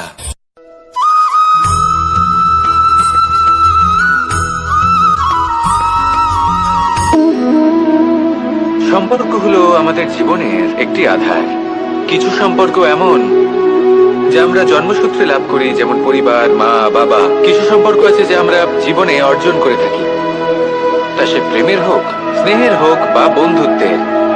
এই সকল সম্পর্ক লাভ করার বা গড়ে তোলার 5টি ধাপ রয়েছে। প্রথম ধাপ, কোনো ব্যক্তির সাথে আলাপ হওয়া, তার সাথে কথা বলা বা তাকে দেখা। দ্বিতীয় ধাপ, সে ব্যক্তিকে আমাদের ভালো লাগা। তৃতীয় ধাপ, আমাদের এটা চাইতে শুরু করা যে জীবনে এই ব্যক্তি যেন আমাদের বন্ধু হন, আমাদের জীবনে থাকেন, বা আমাদের কাউকে ভালোবেসে ফেলা। আর এটা আমাদের ভাবা বা চাওয়া যে সেই ব্যক্তি যেন আজীবন আমার সাথে থাকেন, আমার জীবনে আমার সাথী হয়ে। চতুর্থ ধাপ, লাভ করা। এবার এই ধাপটি অনেক মানুষের পক্ষেই খুবই সরল হয়, বড়ই সরল ভাবে নিজেদের সঙ্গীকে লাভ করে থাকে। কিছু মানুষের জন্য এই ধাপ অত্যন্ত কঠিন হয়ে থাকে। অনেক প্রতিকূল পরিস্থিতির উপর জয়লাভ করে তারা সঙ্গীকে লাভ করেন, কিন্তু লাভ অবশ্যই করেন। এরপরে আসে পঞ্চম, অন্তিম এবং সব থেকে গুরুত্বপূর্ণ ধাপ। সেটা হলো সেই সম্পর্ক পালন করা। এটা হলো এমন এক বিষয় যা প্রত্যেক মানুষের শেখা উচিত। যদি ব্যক্তি নিজের জীবনে সম্পর্ক রক্ষা করতে শিখে যান, তবে প্রত্যেক সম্পর্ক তার জীবনকে স্বর্গ করে তুলবে। আসুন আর আমার সাথে ভালোবেসে বলুন রাধা রাধা।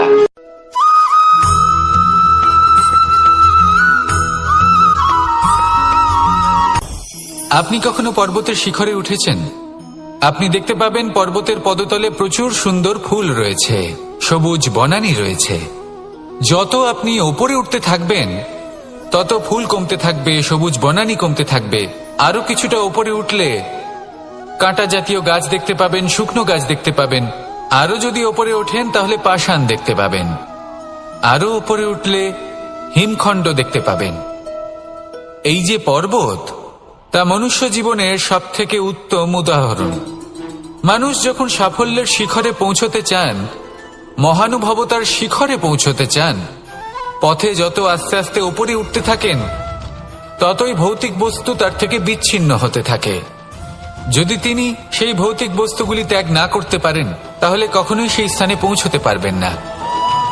আর মানুষ যদি উচিত ত্যাগ করতে পারেন, পথে অগ্রসর হতে থাকেন, এগোতে থাকেন, তাহলে একদিন না একদিন তিনি মহানুভবতার, জ্ঞানের, সাফল্যের হিমের স্বাদ অবশ্যই লাভ করবেন। মনে রাখবেন, মানব জীবনে ত্যাগ হলো অত্যন্ত গুরুত্বপূর্ণ অংশ। আসুন আমার সাথে ভালোবেসে বলুন, রাধা রাধা।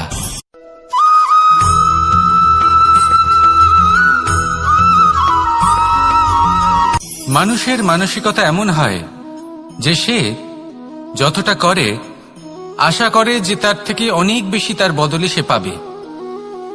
দেখুন, সবকিছুই আপনার ভাবনা চিন্তার উপর নির্ভর করছে। আপনি যদি ফলের বিষয়ে ভেবে কর্ম করতে থাকেন, তাহলে সেটা অনুচিত। জীবনের আসল আনন্দ হলো নিজের কর্ম করতে থাকা, ফলের চিন্তা করা উচিত নয়। যদি আপনি এরকম ভাবেন যে আমি এতটা করছি, আমার এতটা পাওয়া উচিত, সেই ভাবনা অনুচিত। যদি আপনি সেবার মানসিকতা নিয়ে কর্ম করতে থাকেন, কর্মচক্রে প্রবাহিত হন, যদি আপনি এমন ভাবনা রাখেন যে আমি এতটা পাচ্ছি, তাই এর থেকে অনেক বেশি আমি কর্ম করব, তাহলে নিশ্চিতরূপে আপনি যতটা করছেন তার থেকে অনেক বেশি আপনি পাবেন। আপনার আশার থেকে অনেক বেশি আপনি পাবেন। শুধু জীবনে অনেক বেশি কাজ করতে থাকুন, ফলের চিন্তা করবেন না। আর মনে রাখবেন, এই ভাবনাই সব থেকে বড় বীজ। কর্মের উপর বিশ্বাস রাখুন। জীবনে যা যা আপনি চান সবই সুখময় হবে। আসুন আর আমার সাথে ভালোবেসে বলুন, রাধা রাধা।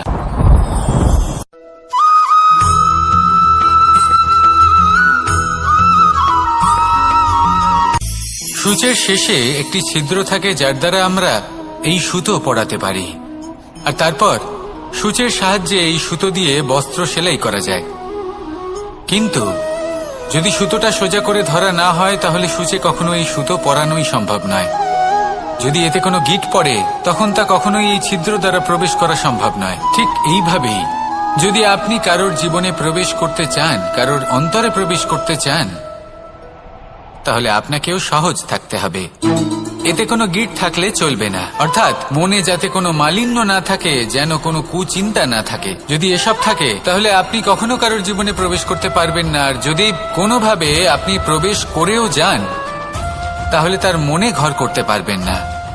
নিজেকে এই সুতোর মতন করে তুলুন, সহজ। মনে যেন কোনো কুচিন্তা না থাকে, সবার প্রতি যেন সদ্ভাবনা থাকে, শুভ চিন্তা থাকে। এমনটা করতে থাকুন। এমন একটা দিন আসবে যেদিন এই সমস্ত সংসারের ব্যক্তির মনে আপনি বাস করবেন।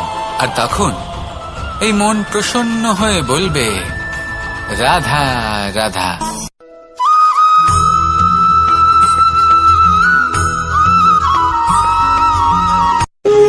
যখন মানুষের মৃত্যু হয়, তখন কি হয়? অনেক সংখ্যক মানুষ শোক পালন করতে চলে আসেন। যে ব্যক্তি মৃত্যু লাভ করেছেন, তার অনেক বস্তু থাকে যেগুলো তার প্রিয়, যেগুলো তিনি ব্যবহার করেছেন। তার শয্যা, তার বস্ত্র, তার আভূষণ, সবকিছু তার থেকে বিচ্ছিন্ন করা হয় এবং খালি হাতে তাকে শ্মশানের উদ্দেশ্যে রওনা করা হয়। আমি আপনাকে এই প্রশ্ন করতে চাই, আপনি এই সংসারে কি অর্জন করেছেন? ধন সম্পত্তি, বস্ত্র, আভূষণ, এই সবকিছু যে আপনি অর্জন করেছেন, আপনার মৃত্যুর পরে তা আপনার থেকে দূর হয়ে যাবে। এর উত্তর হলো একটাই, আপনার কর্ম। শুধু সেটাই আছে যা একান্ত আপনার, আর শুধু সেটাই এই সংসার থেকে চলে যাওয়ার পরেও সংসারেই জীবিত থাকবে। যদি আপনি দুষ্কর্ম করেন, তাহলে এই সংসার আপনাকে একটি অনুচিত উদাহরণ হিসেবে মনে রাখবে যে এই ব্যক্তি খুব পাপী ছিল, অনুচিত কর্ম করতেন। যে পথে তিনি চলেছেন, সেই পথে কারোর চলা উচিত নয়। সেখানেই যদি আপনি সৎকর্ম করেন, তাহলে সংসার চিরকাল এটাই বলবে যে খুব ভালো মানুষ ছিলেন। সবাইকে ভালোবাসতেন, সবাইকে সাহায্য করতেন। আমার খুব প্রিয় মানুষ ছিলেন। এটাই হলো শ্রেষ্ঠ কর্ম। সেই জন্য জীবনে শুধুমাত্র ধন, সম্পত্তি, আভূষণ এই সব অর্জন করতে গিয়ে নিজের মনোনিবেশ করবেন না। শ্রেষ্ঠ কর্ম করুন। সংসার থেকে চলে যাওয়ার পরেও এই কর্মই এই সংসারে আপনাকে জীবিত রাখবে। আসুন আমার সাথে ভালোবেসে বলুন, রাধা রাধা।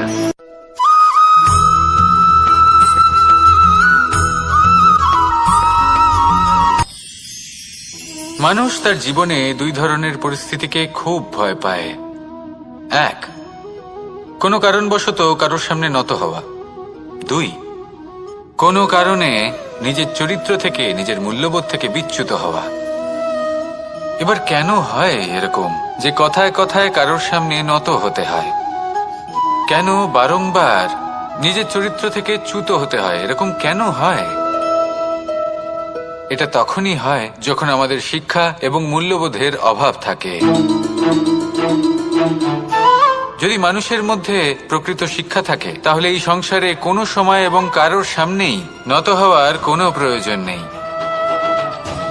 যদি মানুষের মধ্যে মূল্যবোধ থাকে, তাহলে তাকে নিজের মূল্যবোধ বা চরিত্র থেকে বিচ্যুত হতে হয় না, তা সে যাই হয়ে যাক না কেন।